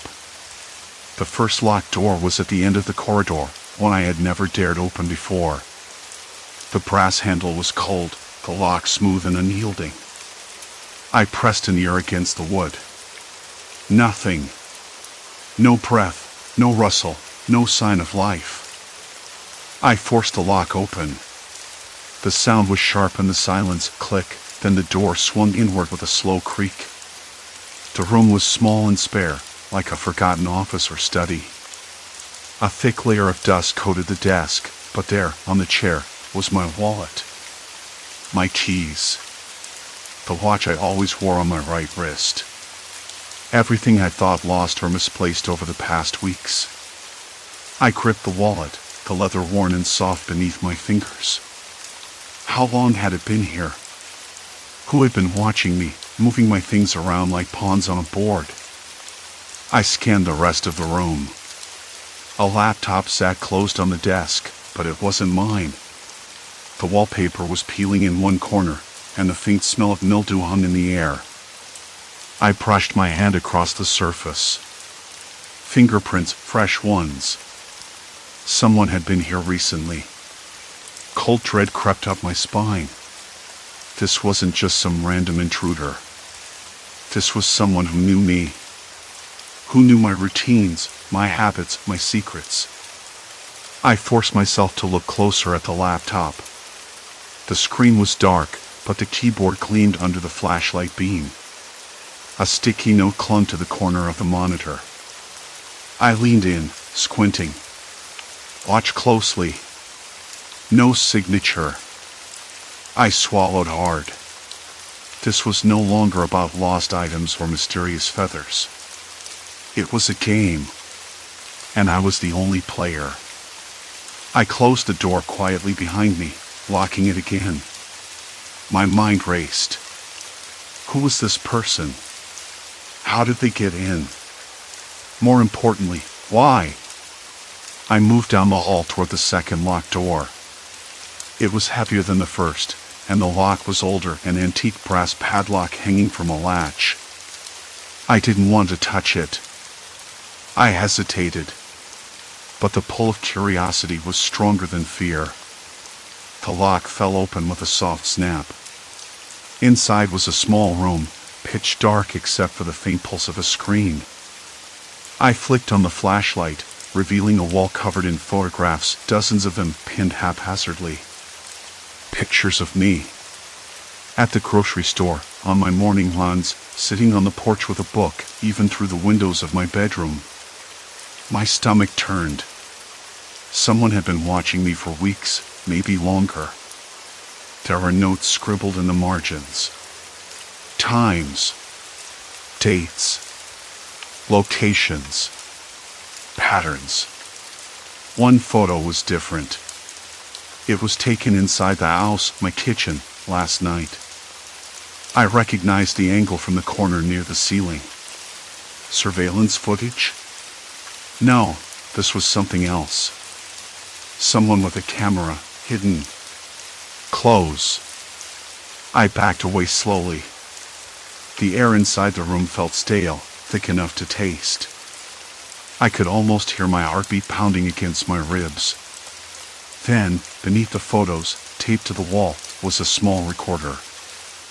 I pressed play. A voice came through, calm and steady. You think you're alone. You're not. You never were. Every step you take, every door you open, we're already inside. The voice was chillingly familiar, but I couldn't place it. Male. Maybe late 30s. A shiver ran down my spine. I dropped the recorder, and the playback cut off abruptly. I heard a soft shuffle behind me. I whipped around, flashlight swinging wildly. Nothing. Just the empty room, the photos staring back like accusing eyes. I bolted out, slamming the door shut and locking it. My hand shook so badly I could barely turn the key. I leaned against the door, breath coming in ragged gasps. My mind reeled. I had crossed a line. There was no going back now. Whoever this was, they weren't just watching. They were inside my life, inside my home. And I was running out of places to hide. I stumbled back into the hallway, my flashlight flickering. I heard it then, the faintest click, like a lock disengaging somewhere in the house. I wasn't imagining it. The house was unlocking itself. Or someone was unlocking it for me. I had to get out. But the front door, the one I'd locked and checked twice, was now slightly ajar. Cold air whispered in, carrying the scent of rain and something else. Something metallic. I wanted to scream, to slam it shut, to bolt the door and disappear forever. But I didn't. I was rooted to the spot, caught in the impossible truth. They wanted me to leave. They wanted me to run. But there was nowhere left to go. The power returned suddenly, lights flickering on one by one, revealing the empty hall. The house looked normal again. Too normal. But I knew better. I was trapped. And the watcher was waiting for me to make my next move. The front door creaked wider, inch by inch, like it was inviting me into the dark instead of keeping me safe from it. I swallowed hard and glanced back down the hallway. The lights hummed quietly, steady now, as if nothing had happened. The house looked exactly the same. Too exact. Every picture frame hummed straight, the rugs lay flat, the air smelled faintly of lavender and dust. But I knew better. The house was lying to me. I crossed the threshold. The door swung shut behind me with a soft thud that echoed too long. My flashlight flickered and died. I cursed silently, my fingers fumbling in the dark to find my phone. It buzzed to life, screen cracked but usable, and I switched on the flashlight there. The harsh beam cut through the gloom, making the shadows retreat but never disappear. I stepped onto the porch, the wood slick with rain. The faint click from inside, the lock disengaging, had to mean one thing: someone had been in the house while I was asleep. Or worse, while I was watching the security footage. How had they gotten past the cameras? Those cameras had eyes everywhere, or so I thought. I turned back. The porch light flickered, casting strange shadows across the walls. I heard the faint scrape of something dragging across concrete. I froze, listening. Silence. Complete silence. I shook my head. No, I wasn't imagining it. I could still hear the faint, irregular scratching, like nails on a chalkboard, but muffled. Somewhere close. Behind the bushes? Under the windows? I couldn't tell. My phone buzzed again. A text. From an unknown number. I see you. The letters were plain, but the meaning was anything but. My hands trembled. I dropped the phone into my pocket and pulled my collar up against the chill. I was outside, and yet I could feel the watcher's breath on my neck. I walked around the side of the house, where the security cameras didn't reach, or maybe where I thought they didn't. The bushes were thick here, with leaves brushing against my jeans as I moved. The ground was soft from rain, my footsteps muffled. I stopped at the small, locked door leading to the basement, the one I never opened. For good reason, I thought. The door was cracked open just a hair. Enough for a sliver of shadow to spill out, like ink bleeding on white paper. I pressed my ear to the wood. From inside, there was a low, rhythmic tapping. Not loud, but persistent. Like someone knocking from the inside. Hello? I whispered, the word lost in the night. No answer. The sound stopped. I waited, heart thudding so loud I was sure it would betray me. Then a soft thud on the other side. Like a fist hitting the wall. The door rattled. My breath caught. I wanted to run. But I couldn't. Not yet. I pulled out the keys I found weeks ago in the locked cabinet, the same keys I tried over and over again on every door I'd never dared open. My fingers shook as I slid the key into the lock. It turned smoothly. Too smoothly. The door creaked open, revealing a dim staircase leading down into the unknown. The air was cold, damp, smelling like mold and old earth. My flashlight beam bounced off concrete walls, revealing old boxes, dusty shelves, and then my jacket, folded neatly on a crate. My jacket. I reached out, fingers hovering over the fabric. How had it gotten here? I hadn't been in this room for years. The tapping resumed, louder this time, echoing off the walls. I stepped down, the stairs creaking beneath me. My flashlight flickered again, shadows dancing around me like they were alive. I shivered. The basement was a cold, hollow place, the kind that made the hairs on the back of your neck stand up.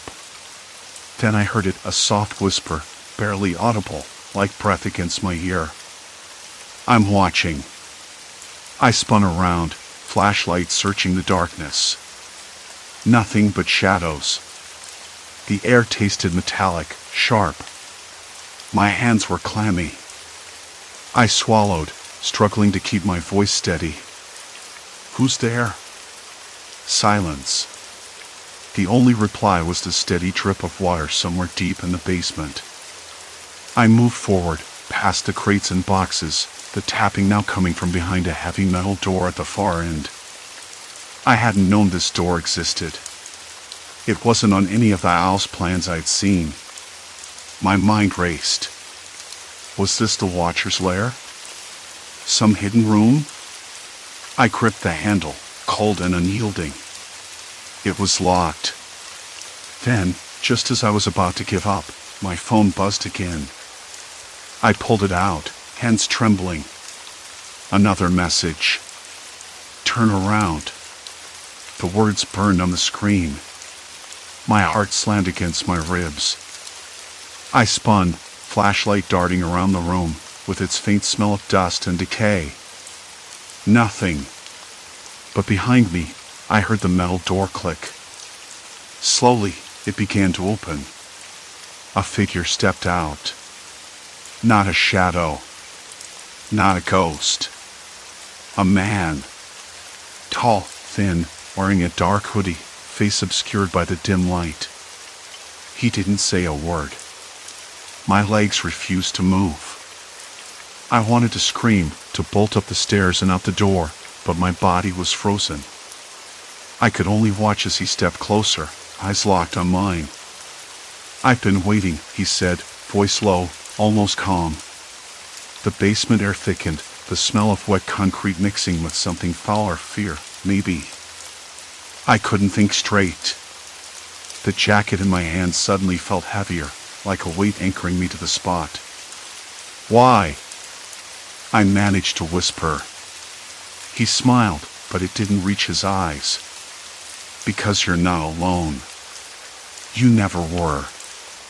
I shook my head, confusion and dread twisting inside me. "I don't understand." He took another step forward, the light catching his face enough for me to see the faintest scar running down his cheek. Familiar, but distant. "You think this house is empty? That you're safe here?" "I've been inside your walls, inside your life, for months. Watching every step. Every breath." I swallowed hard, the basement suddenly too small, too suffocating. "Why are you doing this?" My voice cracked. He paused, eyes narrowing. "Because you have something I want. Something you don't even know you have." Cold sweat dripped down my back. I clutched the jacket tighter. "What?" He reached into his pocket and pulled out a small, folded piece of paper. He held it out. I hesitated, then took it. Unfolding it, I saw a crude drawing of the house, the locked rooms, the cameras, the basement door. And in red, one word written in shaky handwriting. "Trust." I blinked. Trust? Was this a threat? A plea? A warning? Before I could respond, the lights flickered violently, plunging us into near darkness. The man stepped back into the shadows and disappeared. I was alone again. Only the sound of my own ragged breathing filled the basement. I scrambled up the stairs, heart hammering, the note clenched in my fist. Back in the hallway, I locked the basement door behind me and pressed my ear against it. Silence. Too quiet. I slid down to the floor, trembling, the weight of the night pressing down like a stone. Somewhere in the house, the watcher smiled. And I realized the game wasn't just about watching anymore. It was about control. And I was losing. I sat on the bottom step, chest heaving as the basement light flickered overhead, casting long, jittery shadows across the cracked concrete floor. The note lay unfolded in my palm, its single word "trust" burned into my mind. I didn't know who that man was, or what he wanted from me, but his presence in my home, the way he vanished into darkness like smoke, left me raw, exposed. Outside, the night was quiet but for the distant hum of a dog barking somewhere down the street and a hollow wind rattling the loose window pane above the sink. The basement smelled damp and faintly of mildew, but underneath it all was something else, something metallic, almost like the scent of old pennies or rusted nails. I breathed it in, hoping it would anchor me, but it only made my stomach twist. I stood slowly, feeling the rough plaster of the wall beneath my fingertips as I steadied myself. The note felt heavier in my hand now, the paper creased and fragile. I folded it back carefully and slipped it into my pocket. The house was silent. No footsteps, no whispers, no sign of anyone else. The cameras, those cold, unblinking eyes I'd installed to protect myself, showed nothing but empty halls and rooms I'd never entered. Yet, someone had been here. Someone who knew every corner, every lock, every secret. I climbed the stairs one by one, the walls seeming to close in tighter than before. Upstairs, the rooms were still locked tight, the keys I'd never found still missing from their hooks. But now, I wasn't sure if I wanted to unlock them or leave them sealed forever. I sat on the edge of my bed, the weight of the night pressing down. I ran my hands over the mattress, the fabric cool and rough beneath my palms. The sheets smelled faintly of lavender, an old, comforting scent that felt like a whisper from a safer time. But safety was an illusion now. The next morning arrived quietly, the sun casting pale light over the neighborhood. I woke with a dry mouth and a pounding headache. My fingers trembled as I reached for the note on the nightstand. The word trust stared back at me, mocking and mysterious. I debated calling the police, but the man had disappeared without a trace. What could I tell them? That I found my things in locked rooms I never entered? That a stranger had slipped in and out like a ghost while cameras showed nothing? I pictured the disbelief, the polite nods, the eventual dismissal. So I didn't call. Instead, I started to put my life back together, piece by piece. I changed the locks on the doors I could open, installed new cameras, and set up alarms. I even covered some of the lenses with tape, unsure if watching back was helping or just feeding the fear. At work, I kept my distance from colleagues, eyes flicking to every shadow, every reflection. The fluorescent lights felt too bright, the hum too loud. I caught myself jumping at small noises, the creak of a floorboard, the rustle of paper. Once, I thought I saw movement in the corner of my eye, but when I turned, there was nothing but empty hallway. I knew I was unraveling. The paranoia was a heavy cloak I couldn't shed. But there was another feeling beneath it all, a strange, stubborn defiance. I wasn't going to let this invisible watcher win. Weeks passed. The locked rooms remained unopened, their mysteries intact. My belongings stopped appearing in strange places, and the house felt less like a trap and more like a battleground. I learned to live with the silence, the absence of answers. One evening, I found myself standing in the kitchen, the note in my hand once again. I traced the word trust with a fingertip, tasting the bitterness of uncertainty. Who was that man? What had I unknowingly possessed that made me a target? I realized I might never know. But maybe that was the point. Trust. Not in him, not in the house, but in myself. In my ability to keep going, to rebuild, to hold on to what was mine, my mind, my body, my story. I folded the note carefully and placed it inside a book on the shelf, behind other stories that had helped me through darker times. The house still held its secrets, the locked room still barred, but I had reclaimed my place within its walls.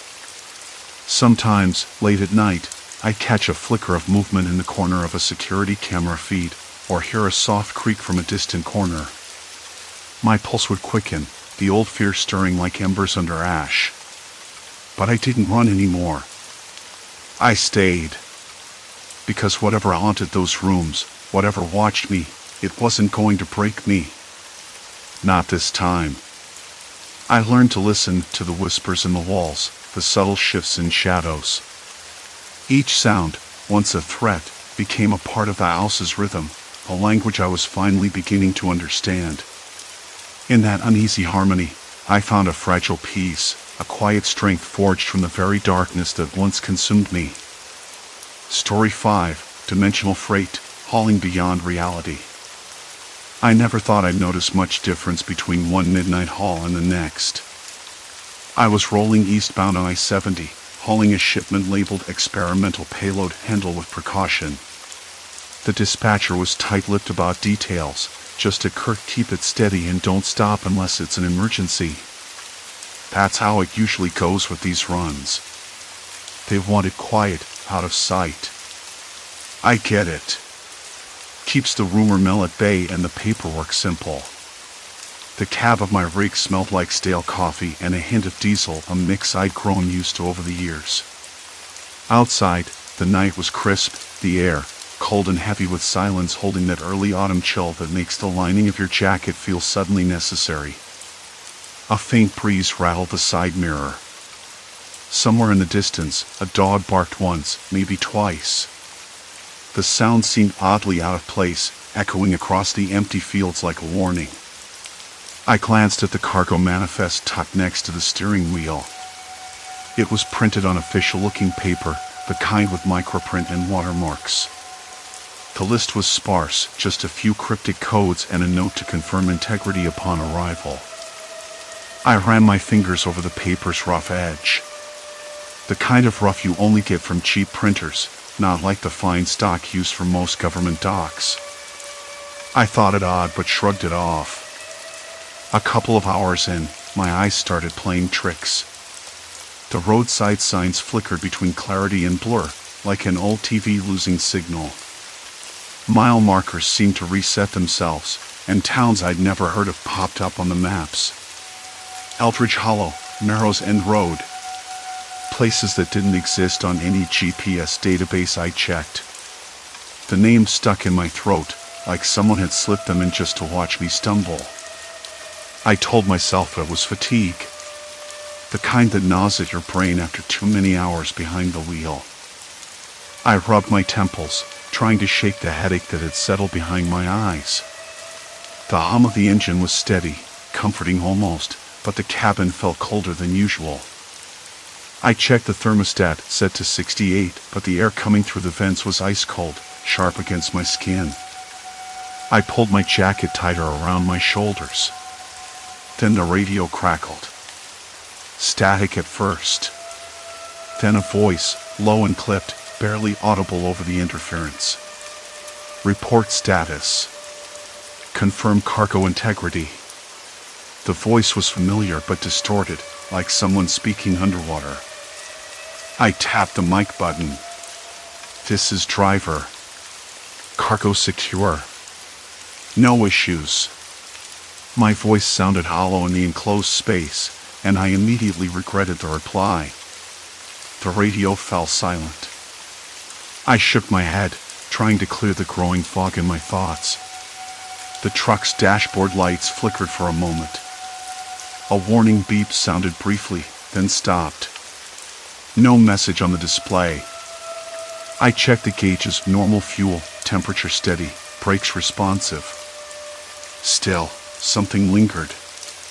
A pressure behind my eyes, a tightness in my chest. I reached for the thermos of lukewarm coffee. The bitter taste was sharper than usual, almost metallic. Swallowing hard, I stared out at the road. The headlights caught something in the distance, a figure standing just at the edge of the tree line. I blinked. Nothing there. The miles ticked by. Eldridge Hollow appeared again on a sign, this time with a speed limit posted beneath it, 25 miles per hour. I glanced at my speedometer. 72. No reason to slow down for a town that didn't exist. I caught myself talking out loud. Get a grip, man. You're just tired. The truck's engine rumbled in agreement, steady and unyielding, but the road ahead shifted too. The yellow lines curved unnaturally, seeming to bend inward like a funnel. I tightened my grip on the wheel. The subtle vibrations under my hands felt wrong, like the truck was straining against something unseen. At the next rest stop, I pulled in. The lot was empty except for a single maintenance van parked near the restroom. The building looked weathered, paint peeling like dried skin. I stepped outside, the cold biting through my jacket. The smell of damp concrete and motor oil filled the air.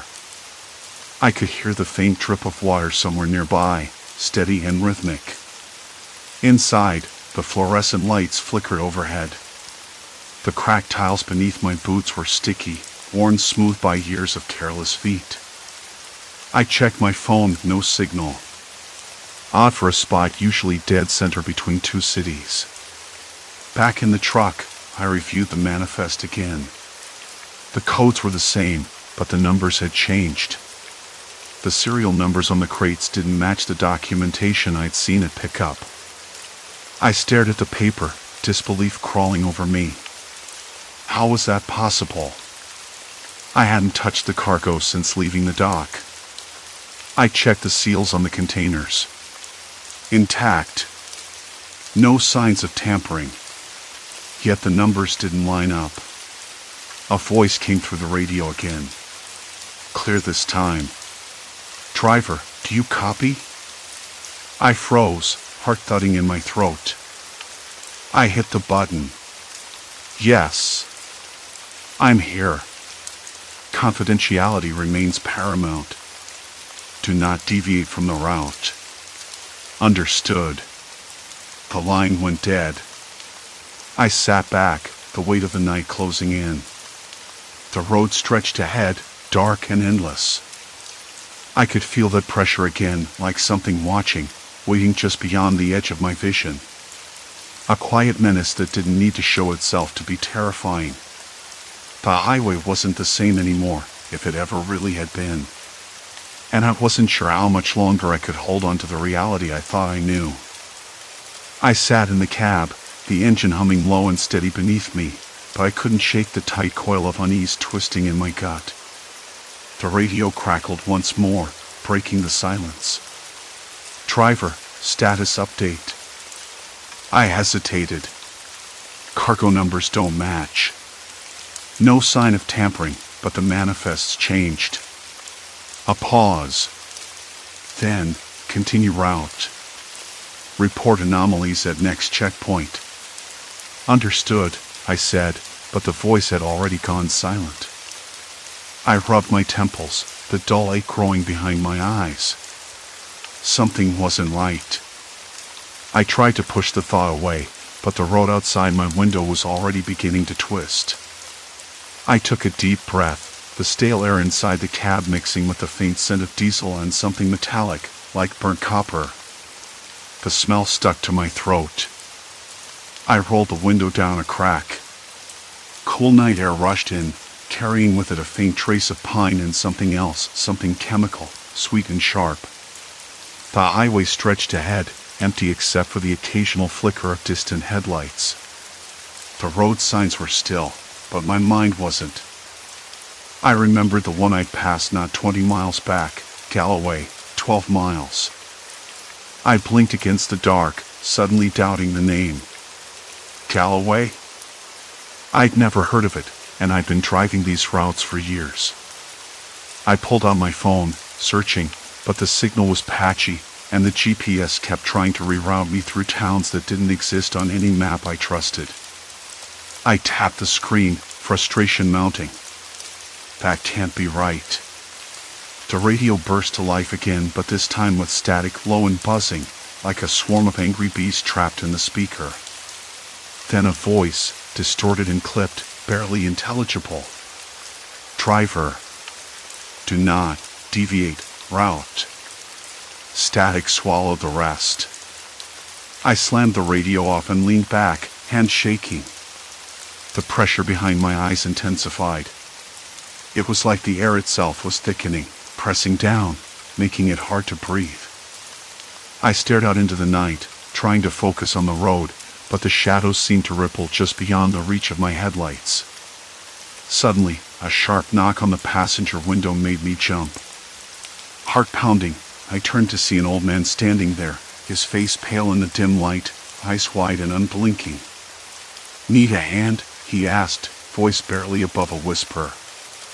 I blinked, unsure if I'd imagined him. I'm fine," I said, voice tight. "Truck's been sitting here for a while. Road's closed up ahead." I shook my head. "I haven't seen any signs." He pointed down the road, towards a bend swallowed in darkness. "They put up barriers. Unexpected delays. Best turn back." I glanced at my watch. Late. Too late for detours. Besides, I had orders. "Thanks," I said, but the man was already fading into the shadows, disappearing as quickly as he'd appeared. The silence returned, heavier than before. I eased the truck forward, I starting to the side mirrors, scanning for any sign of movement. My breathing hitched when I noticed the reflection of a figure standing far behind me on the shoulder, just past where the old man had been. I blinked again. Gone. I shook my head, telling myself I was tired, that I was letting the stress get to me.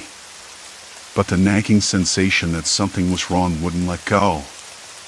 At the next rest stop, I pulled in under the dull yellow glare of flickering lights. The lot was empty except for a lone security guard pacing near the entrance. I stepped out, the gravel crunching beneath my boots, and the cold night air hit my skin like a slap. "Long night," the guard said without looking up. "You have no idea," I muttered. He finally glanced at me, eyes sharp. "You're with the shipment?" "Yeah," I said, cautious. "Ever hear of Galloway?" He frowned, shaking his head. "Can't say that I have." I felt a chill spread down my spine. Strange. I saw a sign for it back on the highway. He looked past me toward the road, face unreadable. Roads get changed sometimes. Construction, detours. You know how it is. Sure. The guard's gaze lingered a moment longer before he turned back to his patrol. I pulled out my phone again, trying to get a signal. Still patchy. The map refused to load. Inside the small, cramped bathroom, the harsh fluorescent light buzzed overhead. I splashed cold water on my face, the shock waking me briefly. The faint smell of bleach and old sweat clung to the air. Staring at my reflection, I noticed the shadows under my eyes had deepened. My hands trembled slightly as I dried my face on a threadbare towel. I wondered how much of this was real and how much was just exhaustion. Back in the cab, I pulled out the cargo manifest again. The discrepancies were growing. More numbers didn't add up, and some crate IDs had vanished completely. I checked the seals once more. Still intact. I tapped the side of my temple, trying to force clarity. Something or someone was messing with the shipment. But why? And how? I reached for the radio, hesitating. Maybe I needed to hear a familiar voice. Instead, static greeted me, crackling with an intensity that made my skin crawl. Then, a different voice broke through, calm and smooth but with an edge that made me sit up straight. "Driver, listen carefully. You're not authorized to question the cargo. Any deviation will result in immediate termination of contract and possible legal action." I gripped the steering wheel, nails digging into the worn leather. "I'm just trying to understand what's going on." Silence. Then the voice softened, almost conspiratorial. "You don't want to understand. You want to survive. Keep moving." The line went dead. I swallowed hard, the air suddenly feeling colder. Outside, the wind picked up, rattling the cab like a persistent whisper. I glanced at the crates again, their cold surfaces reflecting the dim interior light. The numbers might have changed, but the weight was the same. Heavy. Dangerous. Unknown. I knew then that this wasn't just about a shipment or a route anymore. It was about control. About secrets buried so deep that no one was meant to uncover them. I settled into the driver's seat, hands steadying on the wheel. The road stretched out before me, dark and endless. Ahead, the night waited, full of unseen eyes and silent threats. And I had nowhere left to turn. The cab's heater sputtered a weak, uneven warmth as I sat there, staring at the dark ribbon of highway swallowing the headlights. My phone was dead, the screen cracked from when I dropped it in frustration earlier, and the radio only hissed static. Outside, the wind had settled into a steady, low moan, like the road itself was exhaling. I rubbed my eyes, trying to shake the heaviness pressing down on my skull. The voice from the last call still echoed in my mind. You don't want to understand. You want to survive. That was it. Survival, not explanation. But what in hell was I surviving against? I glanced sideways at the cargo manifests, the paper curling slightly in the damp cold of the cab. I wish I were making this up. The numbers had changed overnight. Not just a typo or a correction, an actual rewrite, like someone had reached through the fabric of my route and altered the details after I'd already memorized them. I triple-checked the paperwork when I picked up the load, then again this morning at the way station. Now, it was different. The crates were the same, their cold surfaces unchanged, but the manifest? No! Something was wrong. I pulled the documents closer, the edges rough between my fingertips.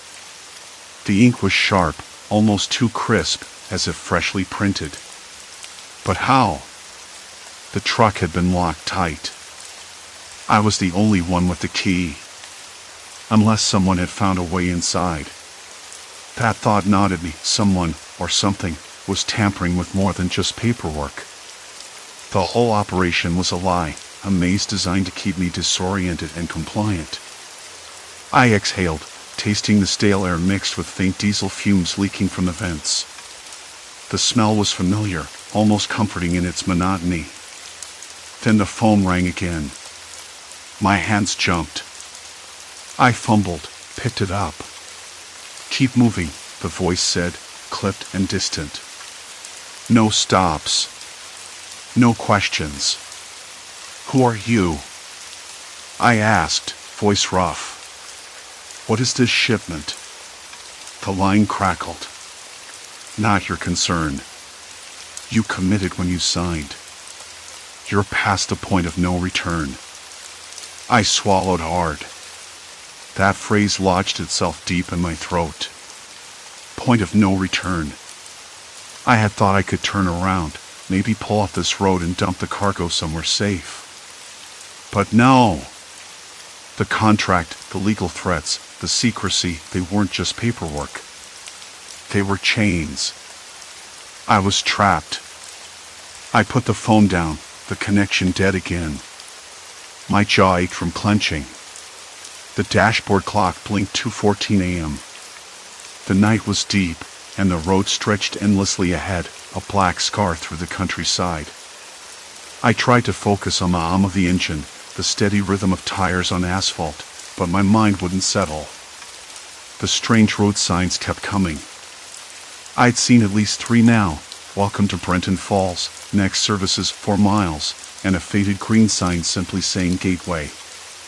None of those places existed on any map I'd ever seen, and my GPS had long since lost signal.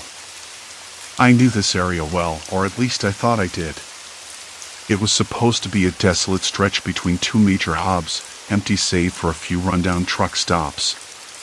Now, it was like I was driving through a ghost map, a patchwork of locations that shifted with the night.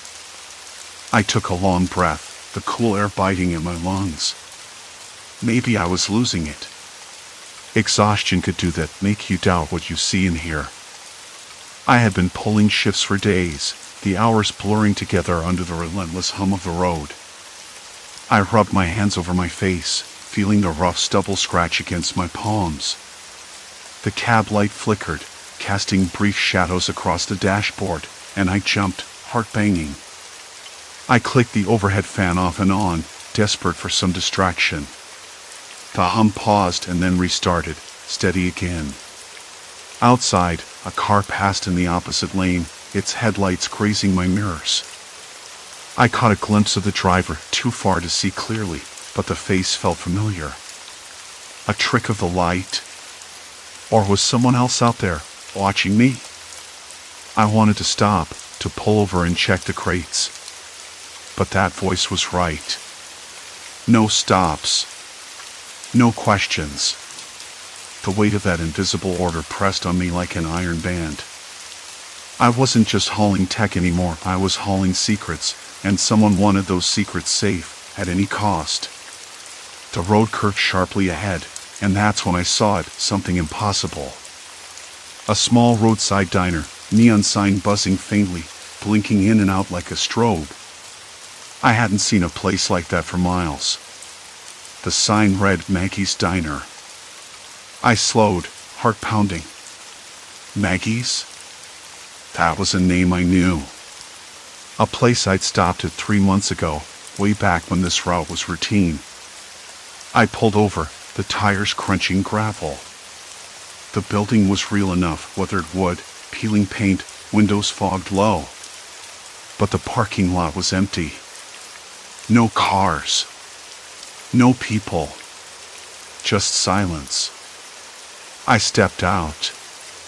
The night air hit me sharp, cold and damp, smelling faintly of frying grease and old coffee. The door creaked when I pushed it open. Inside, the booths were empty, the counter wiped clean but cold to the touch. The smell of stale cigarette smoke lingered faintly, but no one was there. I walked to the counter, running my fingers over the chipped formica. A small bell sat dormant. Then I heard it, a soft shuffle, footsteps behind me. I spun, heart pounding. A figure stood in the shadows near the kitchen door.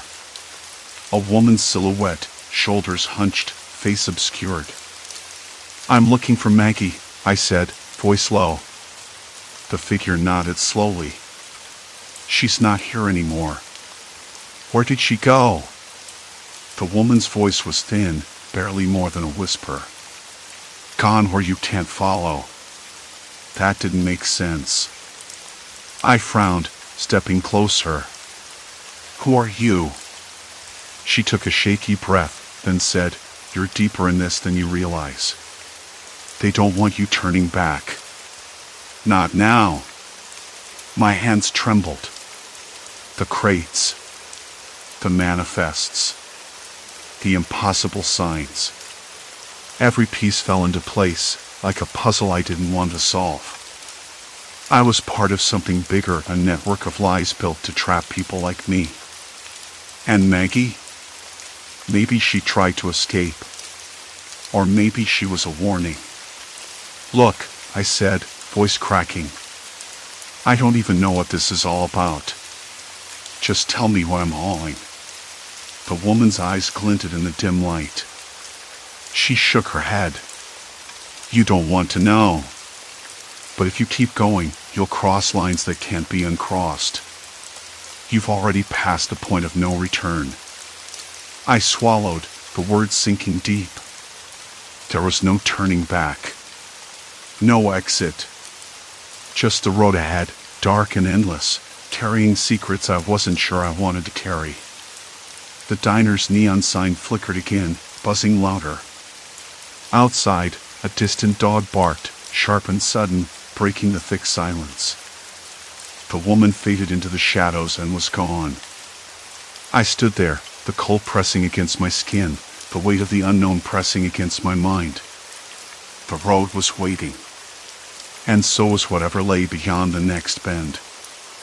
I climbed back into the cab, the seat cold against my back. The engine rumbled to life, and the headlights pierced the night once more. As I pulled back onto the highway, I caught one last glimpse of the diner's sign, flickering like a warning I couldn't ignore. There was no turning back. Not anymore. The diner's neon sign buzzed louder, the flicker stabbing through the fogged windows like a warning flare. The distant dog barked again, sharp, urgent, cutting through the thick silence that had settled over us. I rubbed my hands together, trying to stop the trembling, but it was no use. Every muscle felt tight, every breath shallow. I could taste the stale coffee lingering in my mouth, bitter and cold, like the entire night was turning sour. She didn't move. Just kept watching me with those eyes, too steady, like she was weighing every word, every hesitation. The air between us crackled with something I couldn't name. It was more than tension. It was a kind of pressure that pressed on my chest, heavy and unrelenting. "I don't want to know," I said, voice hoarse, "but I have to. If I'm already past some point of no return, then tell me what I'm hauling." Tell me what Maggie was mixed up in. My words felt hollow, swallowed by the thick din of the diner and the of the flickering light.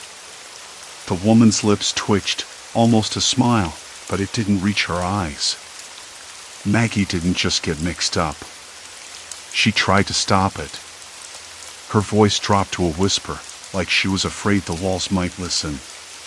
She knew too much. They made sure she couldn't walk away. I swallowed hard. Who's they?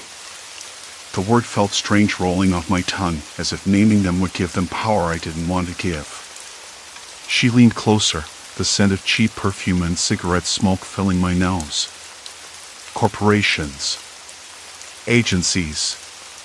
People with money, power, and no conscience. They're using the tech U-Haul to rewrite the rules. To break boundaries they were never meant to cross.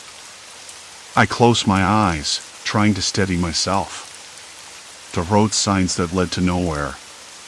The manifests that changed overnight. The crates that hummed softly beneath the tarp. All pieces of a puzzle I didn't want to complete but couldn't ignore. And me? What am I supposed to do? Just drive? Deliver the cargo and pretend I'm blind? Her fingers tapped the table, slow and deliberate. You don't get to pretend anymore. Not now. You're in this deeper than you realize, and they don't want you turning back. If you do, you'll disappear just like Maggie. The words hit me like a blow. Disappear. Not dead. Not missing. Just gone. As if swallowed whole by the night. I didn't say anything. Didn't want to. My hands clenched into fists, nails biting into my palms. The diner's fluorescent sign flickered again. The light buzzed, then died, plunging the room, with its faint smell of dust and decay into near darkness. Outside, the dog barked again. Louder this time. Closer. Look, I whispered. I don't know what kind of game this is, but I'm not sure I can trust you. Or anyone. She shrugged, almost casually. Trust isn't part of this. Survival is. And right now, you're the key. I wanted to ask more. To demand answers. But the heavy silence swallowed the words before they formed. The night pressed in, thick and suffocating. Suddenly, the diner's front door rattled, a sharp bang against the frame. I jolted, heart hammering. She tensed too, eyes narrowing toward the noise. Who's there? I called, voice louder than I meant. No answer. Just the wind rattling the sign outside, making it buzz and flicker like a dying pulse. I stood, every nerve screaming. The woman did too, pulling a folded piece of paper from her jacket pocket. This, she said, sliding it across the table, is your manifest. But it's not what you think. I unfolded it carefully, the paper thin and worn. The list of cargo was different from the one I'd signed off on earlier. Names I didn't recognize. Destinations that weren't on any map. Coordinates that made no sense. This is what they gave me? I asked, voice barely a whisper. She shook her head. No. This is what they want you to see. What you're supposed to see. The real manifest is hidden, encrypted, rerouted, kept secret. What you're carrying isn't just experimental tech. It's a tool. A tool. And if it falls into the wrong hands, the consequences won't be contained to one world. I blinked, trying to process the words. A tool? Not in the traditional sense. No object or device. Something more insidious, something that could unravel everything. Why me? I said.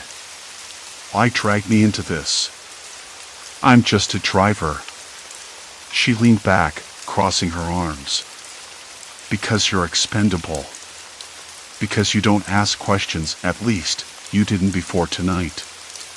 Because you're good at what you do, and because you're alone. Easy to control. The bitter taste of betrayal flooded my mouth. Alone. That word echoed. Maggie alone. Me alone. And now, maybe, both of us trapped in a game too big to win. I looked at the clock above the counter. 2:17 a.m. The quiet outside felt long, too still. The usual hum of distant traffic was gone, replaced by a low, almost imperceptible vibration in the air. Like something was coming. Or waiting. I folded the manifest, slipping it into my jacket pocket. The woman stood, her face unreadable in the dim light. You need to keep moving. The next drop-off isn't far. But be careful. They're watching. Watching. The words settled over me like a shadow. I wanted to laugh at how cliché it sounded, but the cold knot in my stomach told me it was the truth. I stepped outside. The night air hit me like a slap, cold, sharp, smelling of rain and diesel. The truck's engine idled, steady and familiar, but it didn't bring comfort. The road stretched out, dark and empty, but the signs had started to shift again. Not just names of towns I'd never heard of, but places that didn't exist on any map. I pulled the manifest from my pocket, staring at the coordinates again. My hands trembled, not from cold this time. I was caught in something I didn't understand, and every mile I drove pushed me further into a darkness without end. The dog barked once more, close now, but I couldn't see where it was coming from. The road ahead seemed to twist, the lines painted on the asphalt warping like ripples in a pond. My heart pounded, breath shallow, eyes darting to the rearview mirror. No headlights. No sign of anyone. The sun was barely up when I pulled into the yard, the sky a faint bruise of purple and orange. The cab smelled of stale coffee and the faint, metallic tang from the last run. I sat there a long time with the engine off, listening to the quiet hum of the waking city. Something about the way the light hit the dashboard made the scratches on the wood grain look deeper than they were. I rubbed my hands over the steering wheel, rough leather worn smooth in places, feeling the familiar grooves like a lifeline. I didn't want to get out. Not yet. The past week had been a slow unraveling, like watching the fraying threads of a sweater pull loose, one by one. The cargo manifests changing overnight, the dead-end road signs pointing to nowhere, things that shouldn't have been, but were. And the pressure. That quiet pressure building behind my eyes and in my chest, as if the world outside was pressing in to squeeze the breath from me. It wasn't ghosts or some otherworldly nonsense. It was people. Or at least, something people had done. I told myself that more than once, trying to ground myself before I stepped out. I finally climbed down from the cab, the gravel crunching under my boots. The air was cool but not cold, the dampness of early morning settling into my skin like a second layer. I could smell the faint sweetness of wet asphalt and the sharp bite of diesel fumes hanging low in the yard. The usual sounds of trucks starting up and distant voices drifting in from the terminal felt oddly muted, like I was underwater or watching everything through a pane of frosted glass. The manifest on the clipboard in my hand trembled slightly. I looked down at it again, the printed lines of numbers and codes that should have matched the cargo inside the trailer. But they didn't. Not anymore. Boxes marked as experimental tech, supposedly sealed tight, had appeared and disappeared between logs. And the destinations listed, some of them places I'd never heard of, towns that didn't exist on any map I'd ever seen. I folded the clipboard and shoved it into my jacket pocket. Better not to dwell on it here. I had to talk to someone. I needed answers, or at least some semblance of normal. The office was just across the lot, a squat brick building with faded lettering above the door. I pushed through the glass and stepped inside, the cool rush of conditioned air washing over me. A woman at the front desk glanced up, eyebrows knitting together as I approached. "Morning, Jim." "You look beat," she said, voice low, like she was trying not to draw attention. "Yeah. Long haul." I tried to smile, but it came out more like a grimace. "Listen, I need to speak with the supervisor. Something's off." She hesitated, then nodded, picking up the phone. "Give me a minute."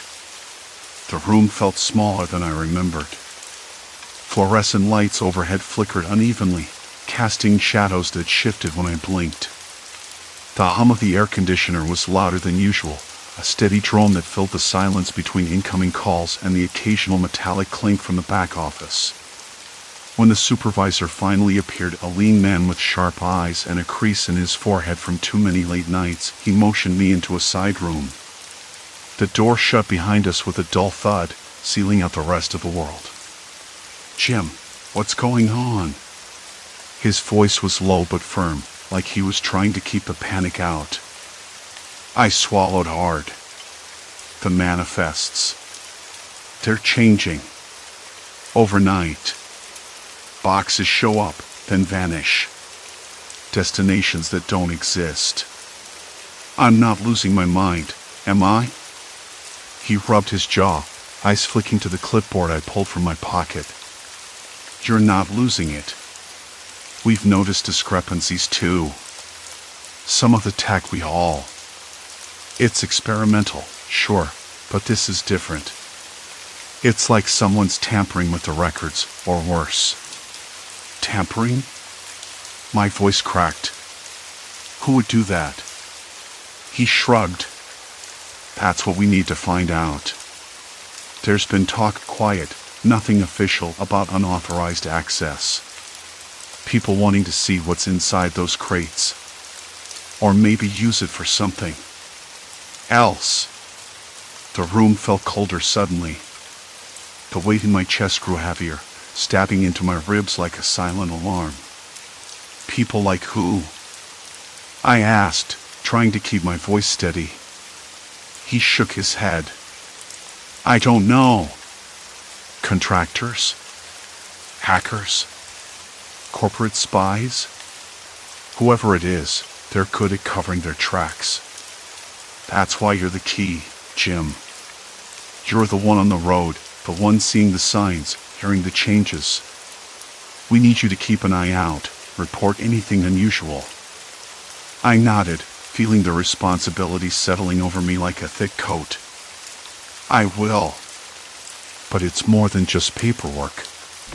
It feels real. Like the world shifting under my feet." He gave a tired smile. "That's the pressure. We all feel it. But you're not alone." Back outside, the sun was climbing higher, burning off the morning mist. The yard was alive again, trucks rumbling, drivers shouting across the lot, the smell of hot engines and fresh tar. But I didn't feel the same. The edges of everything still seemed softer, a little blurred. I climbed back into the cab, hands shaking as I started the engine. The radio crackled to life, a familiar voice reading out logistics updates. I let the hum fill the space while I stared at the dashboard, trying to steady my breath. The road stretched out ahead, endless and uncertain, but for the first time in days I had some clarity. The shifts in reality weren't ghosts or hallucinations. They were human, calculated, deliberate. Someone was playing a game, and I was right in the middle of it.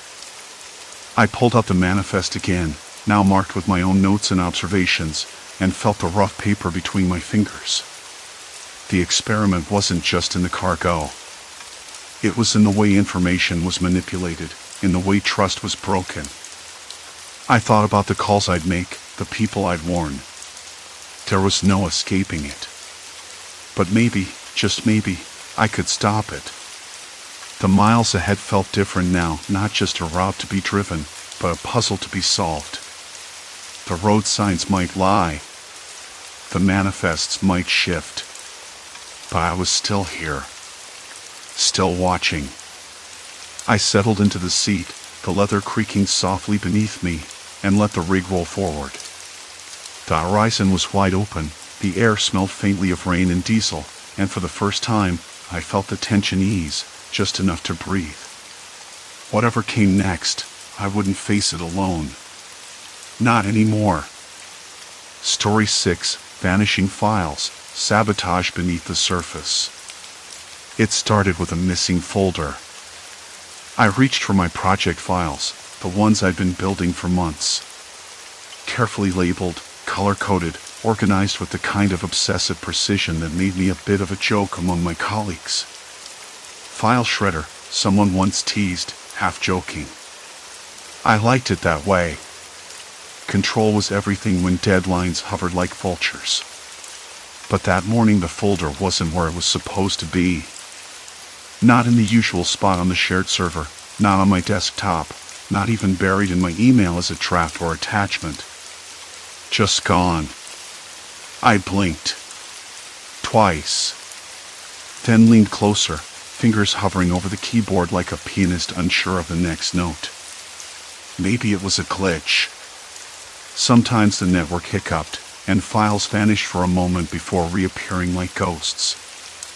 I refreshed. Nothing. The folder was gone. I checked the trash bin, empty. Not even a trace. I swallowed hard. The smooth hum of the air conditioner buzzed in the background, and I realized my mouth was dry. I rubbed my palms on my jeans, trying to shake the sudden chill creeping up my spine. I told myself it was nothing. Just a mistake. I could recreate the files. I'd been meticulous backups, copies, redundant versions. Right? Except, when I searched for backups, the same folders had disappeared there, too. Along with several recent emails I'd sent or received about the project. Important ones.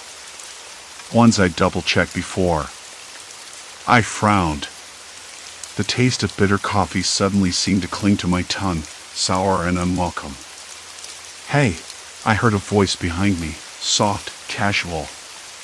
It was Lisa from marketing, leaning against the doorframe. "You okay? You look like you've seen a ghost."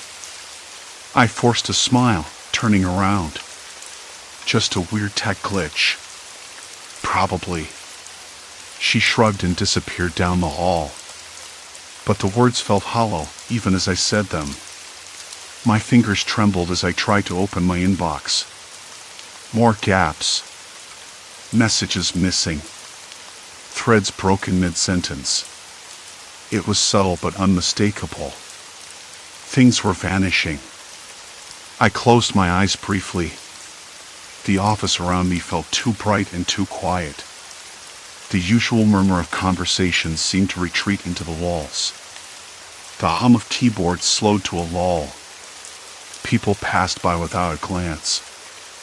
I felt the eyes of the room on me, but no one said a word. Could it be a server error? I called IT. A polite woman named Janet answered, her voice steady and calm, but her words didn't comfort me. "No reported issues on our end," she said. "Have you checked your permissions? Maybe something got reset." I did. My access was exactly the same, no restrictions. Then why were my files missing? Why had the emails disappeared? I sat back, the chair creaking under me. My hands pressed against the cool edge of the desk, fingers digging into the wood grain. The familiar texture usually grounded me.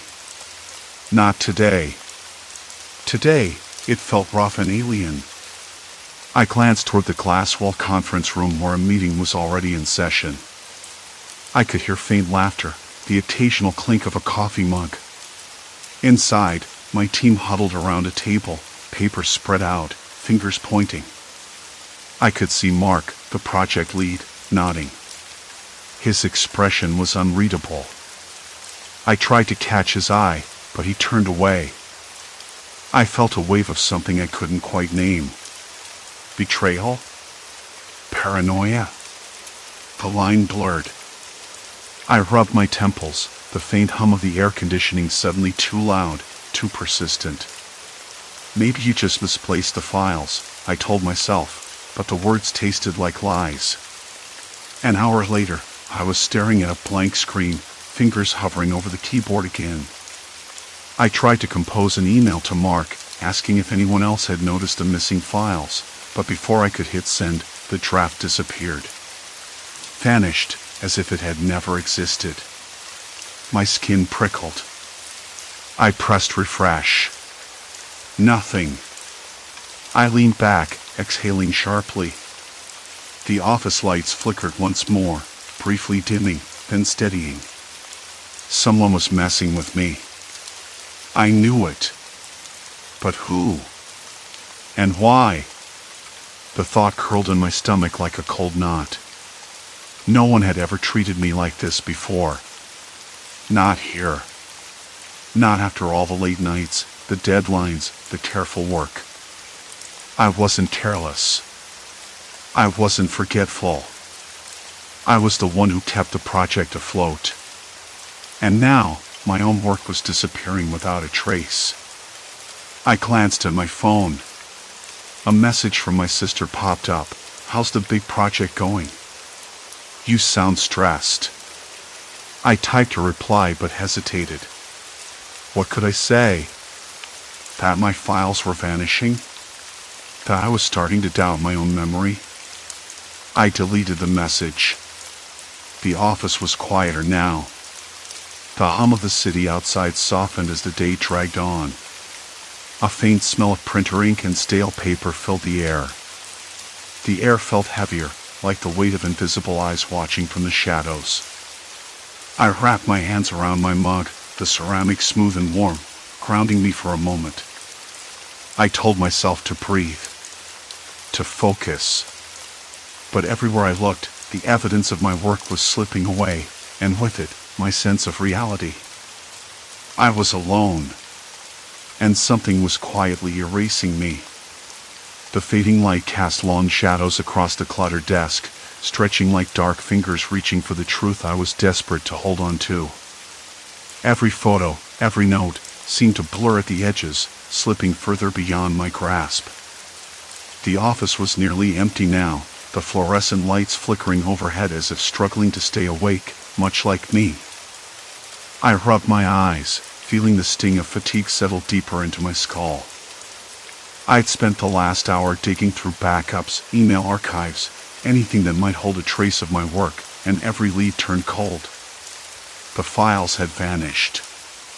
My emails, too. A few days ago, I thought it was a server glitch or my own carelessness. Now, I wasn't so sure. The office smelled faintly of burnt coffee, stale enough to make my nose wrinkle. Someone must have left the pot on for hours. I glanced around, half expecting to find a colleague lurking in the shadows, but no one was there. The usual buzz of cubicles was gone, replaced by an eerie stillness that made me feel exposed. I pulled my phone out again. No new messages. My sister's last text sat there, unanswered. I tapped the screen, then locked it. I didn't want to talk about this, not yet. If I admitted it out loud, maybe it would become real in a way I wasn't ready to face. Still, I couldn't ignore the growing knot in my gut. They were erasing me. Someone was deliberately wiping my work, undermining me piece by piece. But why? And who? The thought made my hands tremble. I clenched them into fists, nails digging into my palms, grounding myself. I needed proof. Something concrete. I opened the office chat window, scrolling back through the last few days. A pattern emerged, subtle but undeniable. Every time I sent a document or update, there was a delay before it appeared on the shared drive. Sometimes, files I uploaded vanished shortly after. Conversations about deadlines and progress were met with vague responses or silence. And when I asked directly, I got nothing but forced smiles and empty reassurances. I frowned, biting the inside of my cheek. I was being isolated. Slowly, methodically. Like a puzzle missing its pieces, my role here was fading, becoming a ghost of itself. My phone buzzed. A message from Mark, one of the junior analysts. He wasn't someone I'd spoken to much, mostly polite nods in meetings and quick emails. But his message was different. "Hey, you okay? Heard some weird stuff going around about the project. If you want, grab a coffee tomorrow." My treat. I stared at the screen, surprised. Mark had never been the type to reach out. Maybe he'd noticed the tension too. Or maybe he was just trying to be kind. I typed a quick reply, "Thanks. I'll think about it." The office clock ticked loudly, each second dragging me deeper into a pit of doubt. I leaned back, running my fingers through my hair. The fluorescent hum buzzed in my ears. The air felt colder now, sharper. A draft slipped in from somewhere, carrying the faint scent of rain and wet pavement. I stood and stretched, the stiffness in my shoulders reminding me I'd been glued to the desk for hours. On my way to the kitchenette, I passed by the small meeting room where the team usually gathered. The door was ajar. Inside, I saw a laptop left open, its screen glowing with a spreadsheet I didn't recognize.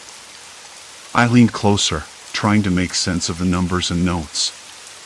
The project name was there, but the data was strange, updated, but not by me.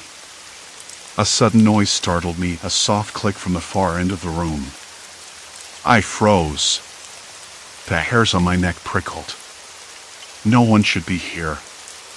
I glanced around, heart hammering. Nothing. Just the hum of the building and the faint patter of rain beginning against the windows. I swallowed hard. My mind raced. Was I imagining things? Maybe it was just the building settling. Yet the feeling of being watched, of unseen eyes tracking every move, refused to fade. Back at my desk, I pulled up the security footage archive. Access was limited, but I still had clearance for certain areas. I searched for any sign of someone near my workstation after hours. The footage was grainy, the camera angles poor, but one thing stood out.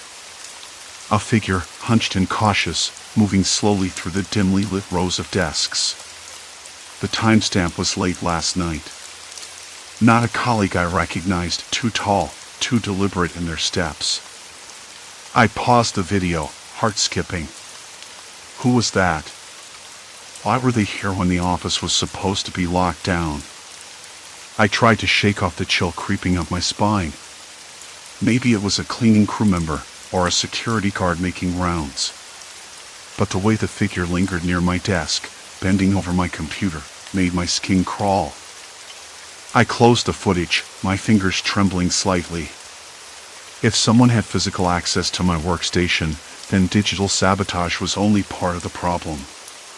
This was personal. I leaned back in my chair, eyes drifting to the wall clock. Midnight. Too late to call anyone, and too early to sleep. My apartment felt miles away, and the silence in this place was suffocating. I opened my laptop again, fingers hesitating over the keyboard.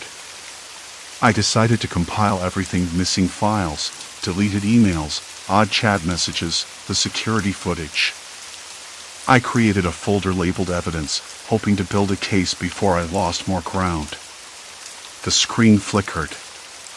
I blinked. Maybe the computer was acting up. Or maybe it was just me, pushing too hard.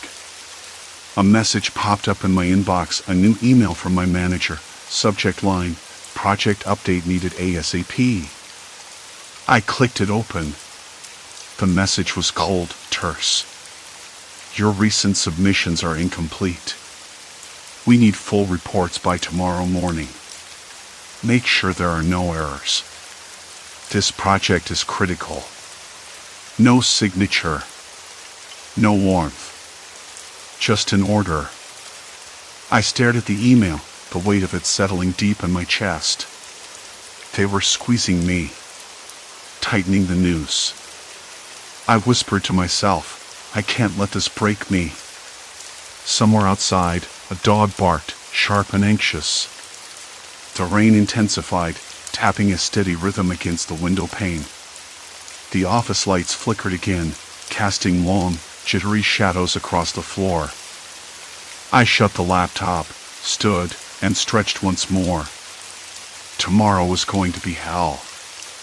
But I wasn't ready to give up. Not yet.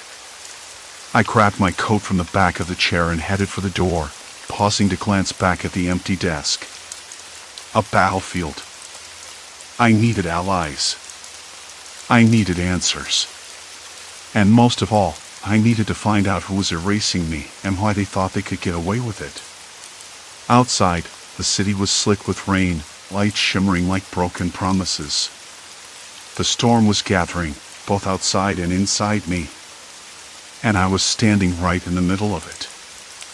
The rain had slowed by the time I reached the coffee shop on the corner, but the air was still thick with that damp, clinging chill that seemed to seep into your bones. I pulled out my phone and stared at it as if it might suddenly offer some clarity, but it was just as unhelpful as the morning. No new messages, no hidden clues. The files that had vanished from my project folder were still gone. The emails I'd carefully sent to my manager, the ones that should have been saved for reference, erased. Like I'd never sent them at all. I rubbed my hands over my face, the rough stubble scratching my palms. I knew I was at a crossroads. There was no going back to the way things were. I couldn't ignore what was happening.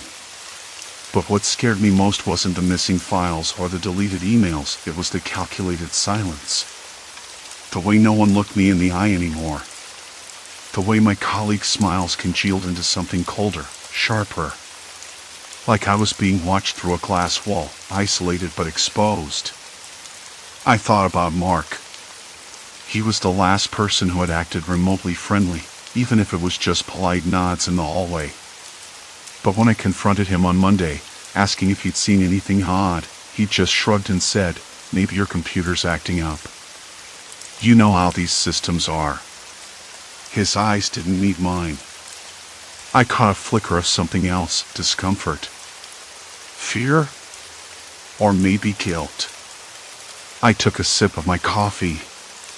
Burnt, bitter, with just enough cream to dull the edge. I needed to keep my head clear. I had to understand the pattern. Who stood to benefit from my downfall? And how far were they willing to go? Back at the office, the fluorescent lights buzzed overhead as I slid my ID card to unlock the door. It was late past 8, but I needed to check the server logs. I had no idea how to access them, but desperation breeds resourcefulness. I found the IT storage room, the door slightly ajar as if inviting me in or warning me off. The smell of dust and old electronics hit me, a mix of stale plastic and faint ozone. The hum of servers filled the cramped space. I sat on the cold tile floor with my laptop propped on my knees, fingers trembling as I navigated the network. My eyes darted over lines of code and timestamps, each entry a frozen moment in time. And then I saw it. Someone had logged into my account after hours. Not just once, but multiple times over the past 2 weeks. Remote access. A digital ghost haunting my work, systematically deleting or altering files. And it wasn't random, it was precise. Targeted. Malicious. I scrolled down, heart thudding. The IP address is traced back to the office network itself. So it had to be someone inside. Someone with clearance. Someone who knew exactly how to cover their tracks. A cold knot settled in my stomach. This wasn't just sabotage. It was orchestrated. And I was the pawn. I closed the laptop, my breath shallow. The silence of the room pressed against my ears. No footsteps outside. No whispered voices. Just the low, relentless drone of the machines. I realized then that I wasn't just fighting for my job anymore. I was fighting to keep my sanity. To hold on to the truth of what I knew, what I had done. I tried calling Sarah, my only real confidant here, but the line went straight to voicemail. I left a message, voice tight, trying to sound calm. Sarah, it's urgent. I think someone's messing with my work. If you get this, please call me back. Minutes passed. No reply. I looked around the empty office, the shadows lengthening as the night deepened. The door to the main floor was locked, the hallway silent. I was alone.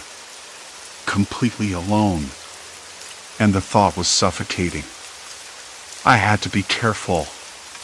Every step, every word, every email might be watched, intercepted, twisted. I couldn't trust the network. I couldn't trust the people around me. Not even Sarah. My phone buzzed suddenly, sharp and insistent, cutting through the quiet. I jumped, nearly dropping it. The screen showed an unknown number. I hesitated, thumb hovering over the answer button. Then I swiped. Hello? A paused breath on the other end. Then a voice, low and measured. You're digging too deep. The words were ice in my veins. The voice was unfamiliar, but the threat was clear. Who is this? I managed. No one you want to meet. Stop looking, or things get worse. The line went dead. I stared at the black screen, the taste of copper and fear flooding my mouth. My hand shook so badly I dropped the phone on the desk. It bounced once, then lay still. I leaned back, eyes closed. The office felt smaller, closing in like a cage. I wanted to scream, to run, but I couldn't. Not now. Not without proof. Without allies. Because if I stopped now, if I gave in, I'd lose everything. The project, my reputation, maybe even my mind. I opened my eyes and looked at the clock. 2 a.m. The city outside was quiet except for the occasional distant siren and a dog barking somewhere down the street. The storm had passed, but the tension remained, thick and unyielding. I was trapped. No way out.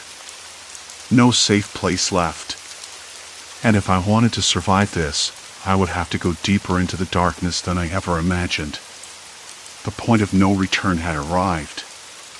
The phone sat cold and lifeless against the scratched surface of my desk. I rubbed my temples, trying to will away the coppery tang rising in my mouth. The warning on the phone still echoed in my mind, sharp and cold. No one you want to meet. Stop looking, or things get worse.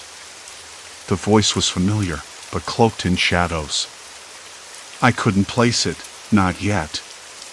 And maybe that was the worst part. This invisible enemy was close enough to know me, close enough to reach into my life with calculated cruelty. My hands trembled as I reached for my computer, the chair creaking beneath me. The screen flickered to life, the sterile glow a poor substitute for the comforting daylight I hadn't seen in hours. I opened my email inbox. Empty. No new messages. Worse, my sent folder was gone. Deleted. I clicked through the folders one by one, project files missing, reports vanished, every trace scrubbed clean. I swallowed hard. The pit in my stomach twisted tighter. I wasn't losing control of my work, I was losing control of everything. The phone rang again. I didn't answer. It stopped after 2 rings. Then my office door creaked open. "Hey," came a voice. Low, cautious. It was Mark, my closest colleague, at least, I thought he was. "You still here?" I looked up, blinking against the harsh fluorescent light.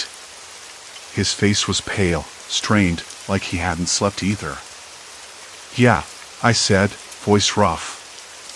"I'm still here." He stepped inside, closing the door behind him. The old lock clicked. It was a small sound, but somehow it filled the room with tension. "You okay? You look like you've seen a ghost." I shook my head, trying to clear the fog. "No, not ghosts. Something worse." I paused, then forced the words out. "My project files are disappearing. My emails are gone. Someone's erasing my work." Mark's eyes flickered, but his expression didn't change. "That's serious. Did you tell anyone?" "I tried," I said, voice barely above a whisper. "But no one listens. They say I'm making mistakes, that I'm sloppy." I swallowed. "I think they want me out." He looked away, running a hand through his hair. The office smelled faintly of stale coffee and the faint antiseptic scent of cleaning wipes. The hum of the air conditioner was louder now, steady and unrelenting. "I don't believe that," he said finally. "You're careful. Too careful. No one else tracks files the way you do." "Maybe that's why I'm a target," I said, voice cracking. "I'm the only one who notices when things go missing." Mark's gaze returned to mine. "Listen, maybe you need to lay low for a while. Stop poking around. You don't want to make enemies." I laughed, bitter and hollow. "Enemies? They don't have to be loud about it. The silence is worse."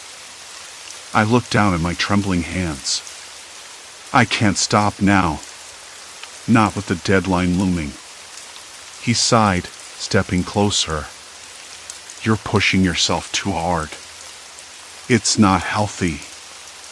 "I don't care."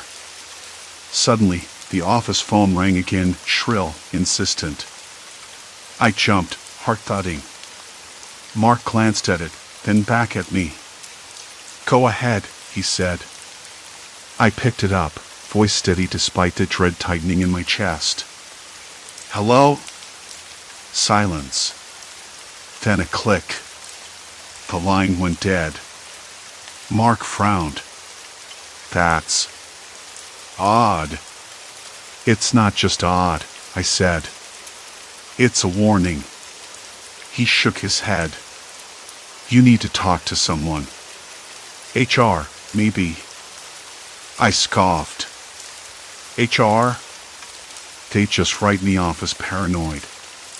He looked like he wanted to argue but didn't. Instead, he said, "Okay." "Then what?" I stared at the phone, fingers tightening around the receiver. "I'm going to find out who's behind this. Even if it kills me." Mark's face hardened. "You're serious?" I nodded. "I have to be." He looked away, voice dropping. "Be careful. You don't know what you're up against." The words hung in the air like a warning shot. I didn't respond. Instead, I started pulling up the security logs again, fingers moving faster than my thoughts. The office was silent except for the faint tapping of keys and the occasional creak from the old building settling. I traced IP addresses, login times, unusual activity. Someone was accessing my account remotely, but only at odd hours, always just long enough to delete something, then vanish. Like a ghost. A shadow. The clock ticked past 3 a.m. I rubbed my eyes, staring at the screen until the letters blurred. Fatigue clawed at me, but I forced myself to keep going. There had to be a pattern. A clue. Then a ping. An email notification. My breath caught. I clicked it open. From an unknown sender. Subject, look closer. Inside, a single image attachment. I opened it. It was a photo of my desk taken from across the room. The angle was strange, like someone was watching me. On the paper next to my keyboard was a note, scrawled in familiar handwriting. Stop digging, or next time you won't be so lucky. My hands froze. The room felt colder, the shadows longer. Someone had been here. Someone close. I glanced at the door. Locked. No sign of forced entry. How had they gotten in? The office was supposed to be empty at this hour. The sense of being watched pressed down on me like a weight. My breath came shallow and fast. The quiet was no longer comforting, it was threatening.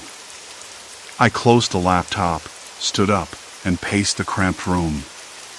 The walls seemed to close in again. The flickering overhead light buzzed like a stalled heartbeat. I needed help. Someone who wouldn't dismiss me. Someone who could see what I couldn't. But who? Mark. Maybe. Or someone else. I pulled out my phone, fingers trembling as I typed a message. Just a simple question. Can we meet? I need to talk. It's urgent. I hit send before I could second guess myself. The reply came almost instantly.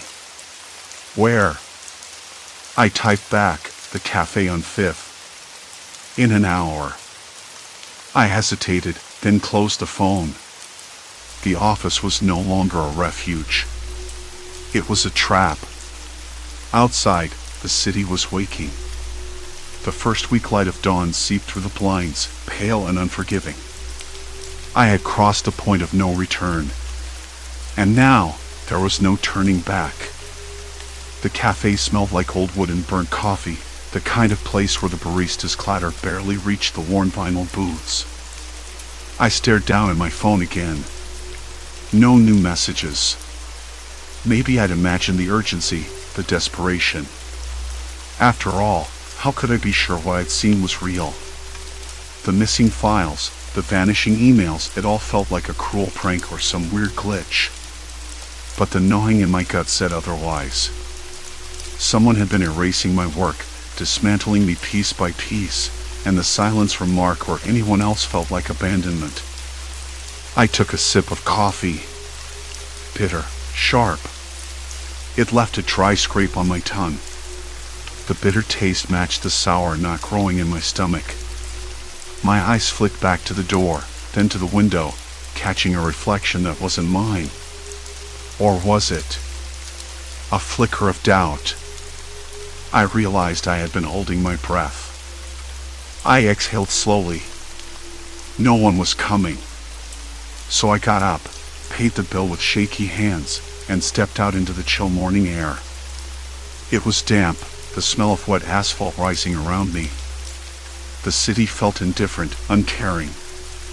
I wanted to scream, but the words caught in my throat. Back at my apartment, I locked the door behind me and sank onto the couch. The room was still and dim, shadows pooling in the corners where the early sun didn't reach. My laptop sat closed on the coffee table, a silent reminder of everything I was losing.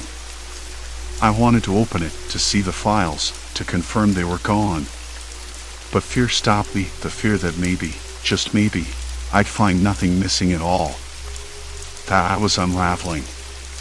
Instead, I pulled out the folder where I had printed copies of some documents, the few I'd had the foresight to back up. The paper felt rough and cold, the ink slightly smudged from hurried printing. I ran my fingers over the pages, tracing the lines of text as if they were lifelines. I wasn't crazy. Not entirely. Someone had been erasing me. The question was, who? And why? My mind jumped to the obvious suspects: Mark, Claire, the team. Jealousy, competition. But I had no proof. Nothing concrete, only suspicions and the gnawing feeling of being watched, of being hunted in a place that should have been safe. I spent the afternoon drafting emails, carefully worded and polite, asking for meetings, clarifications, any sign of cooperation. The replies were brief, evasive, or non-existent. The isolation settled around me like a thick fog. By evening, exhaustion had seeped into my bones. I stared at the flickering light above, the same one that had haunted the office, now blinking in my apartment, too slow, too uneven. The silence was complete. No hum of computers, no distant chatter, just the steady, uneven pulse of that faulty bulb. I thought about the deadlines looming over me, the project still due next week, the presentations I had to give. The pressure was a physical weight, pressing down on my chest until it hurt to breathe deep. I wanted to fight back, but the fight felt like it was slipping through my fingers, like sand. That night, sleep came fitfully. I dreamt of files disappearing into thin air, of emails dissolving before I could read them. Shadows shifted just beyond the edge of my vision. The sensation of being watched followed me into the dark. When morning arrived, the light was weak and gray. I opened my laptop, fingers trembling, expecting emptiness. But something was different. There, in my inbox, was a message from Mark. Subject, meeting. Now. The message was short, almost brusque. No explanation. No apology. I hesitated. Then I grabbed my coat and left. The office was quieter than usual, the hum of computers reduced to a low murmur. Mark was waiting in the conference room, his expression unreadable. "Thanks for coming," he said, voice low. I sat down, heart pounding. "What's this about?" He looked away, then back. "Look, I'm sorry. I should have reached out earlier. You've been under a lot of pressure, and, well, some things happened. People made choices that weren't fair to you." I swallowed hard. "Who?" He sighed. "It wasn't just one person. It was a few of us. We thought you were in over your head, that your deadlines would slip. So some files got deleted, emails disappeared. We wanted to protect the project, but in the process, we undermined you." My hands trembled. The betrayal stung sharper than I expected. "Why didn't you tell me sooner?" "Because we were afraid," he admitted. "Afraid it would blow up in our faces. But it's all coming undone now." The room felt too small, too suffocating. I nodded slowly, the pieces fitting together like a broken puzzle. "I want to fix this," Mark said. "If you'll let me." I looked at him, at the tired lines around his eyes, at the flicker of guilt there. Maybe I could. Over the next days, things shifted. Mark helped me recover some files. We rebuilt what was lost, piece by piece. The team's attitude softened, though the scars remained quiet glances, hesitant conversations. I stopped trusting everyone, but I started trusting myself again. The missing files hadn't been my fault. I wasn't losing my mind. The experience left me wary, changed. I stopped sharing everything so openly. I learned to shield my work, to back up obsessively, to keep some things to myself. It was a hard lesson in survival, in guarding the fragile edges of my confidence. And yet, even now, months later, there's a part of me that flinches when my inbox refreshes, that double-checks every folder twice before closing the laptop. The office is no longer just a place of work. It's a battleground. A place where trust is a currency earned in small, cautious increments. I'm different now. More guarded. Less sure of who I can count on. But also stronger. Because I survived. And sometimes, that's the most anyone can hope for.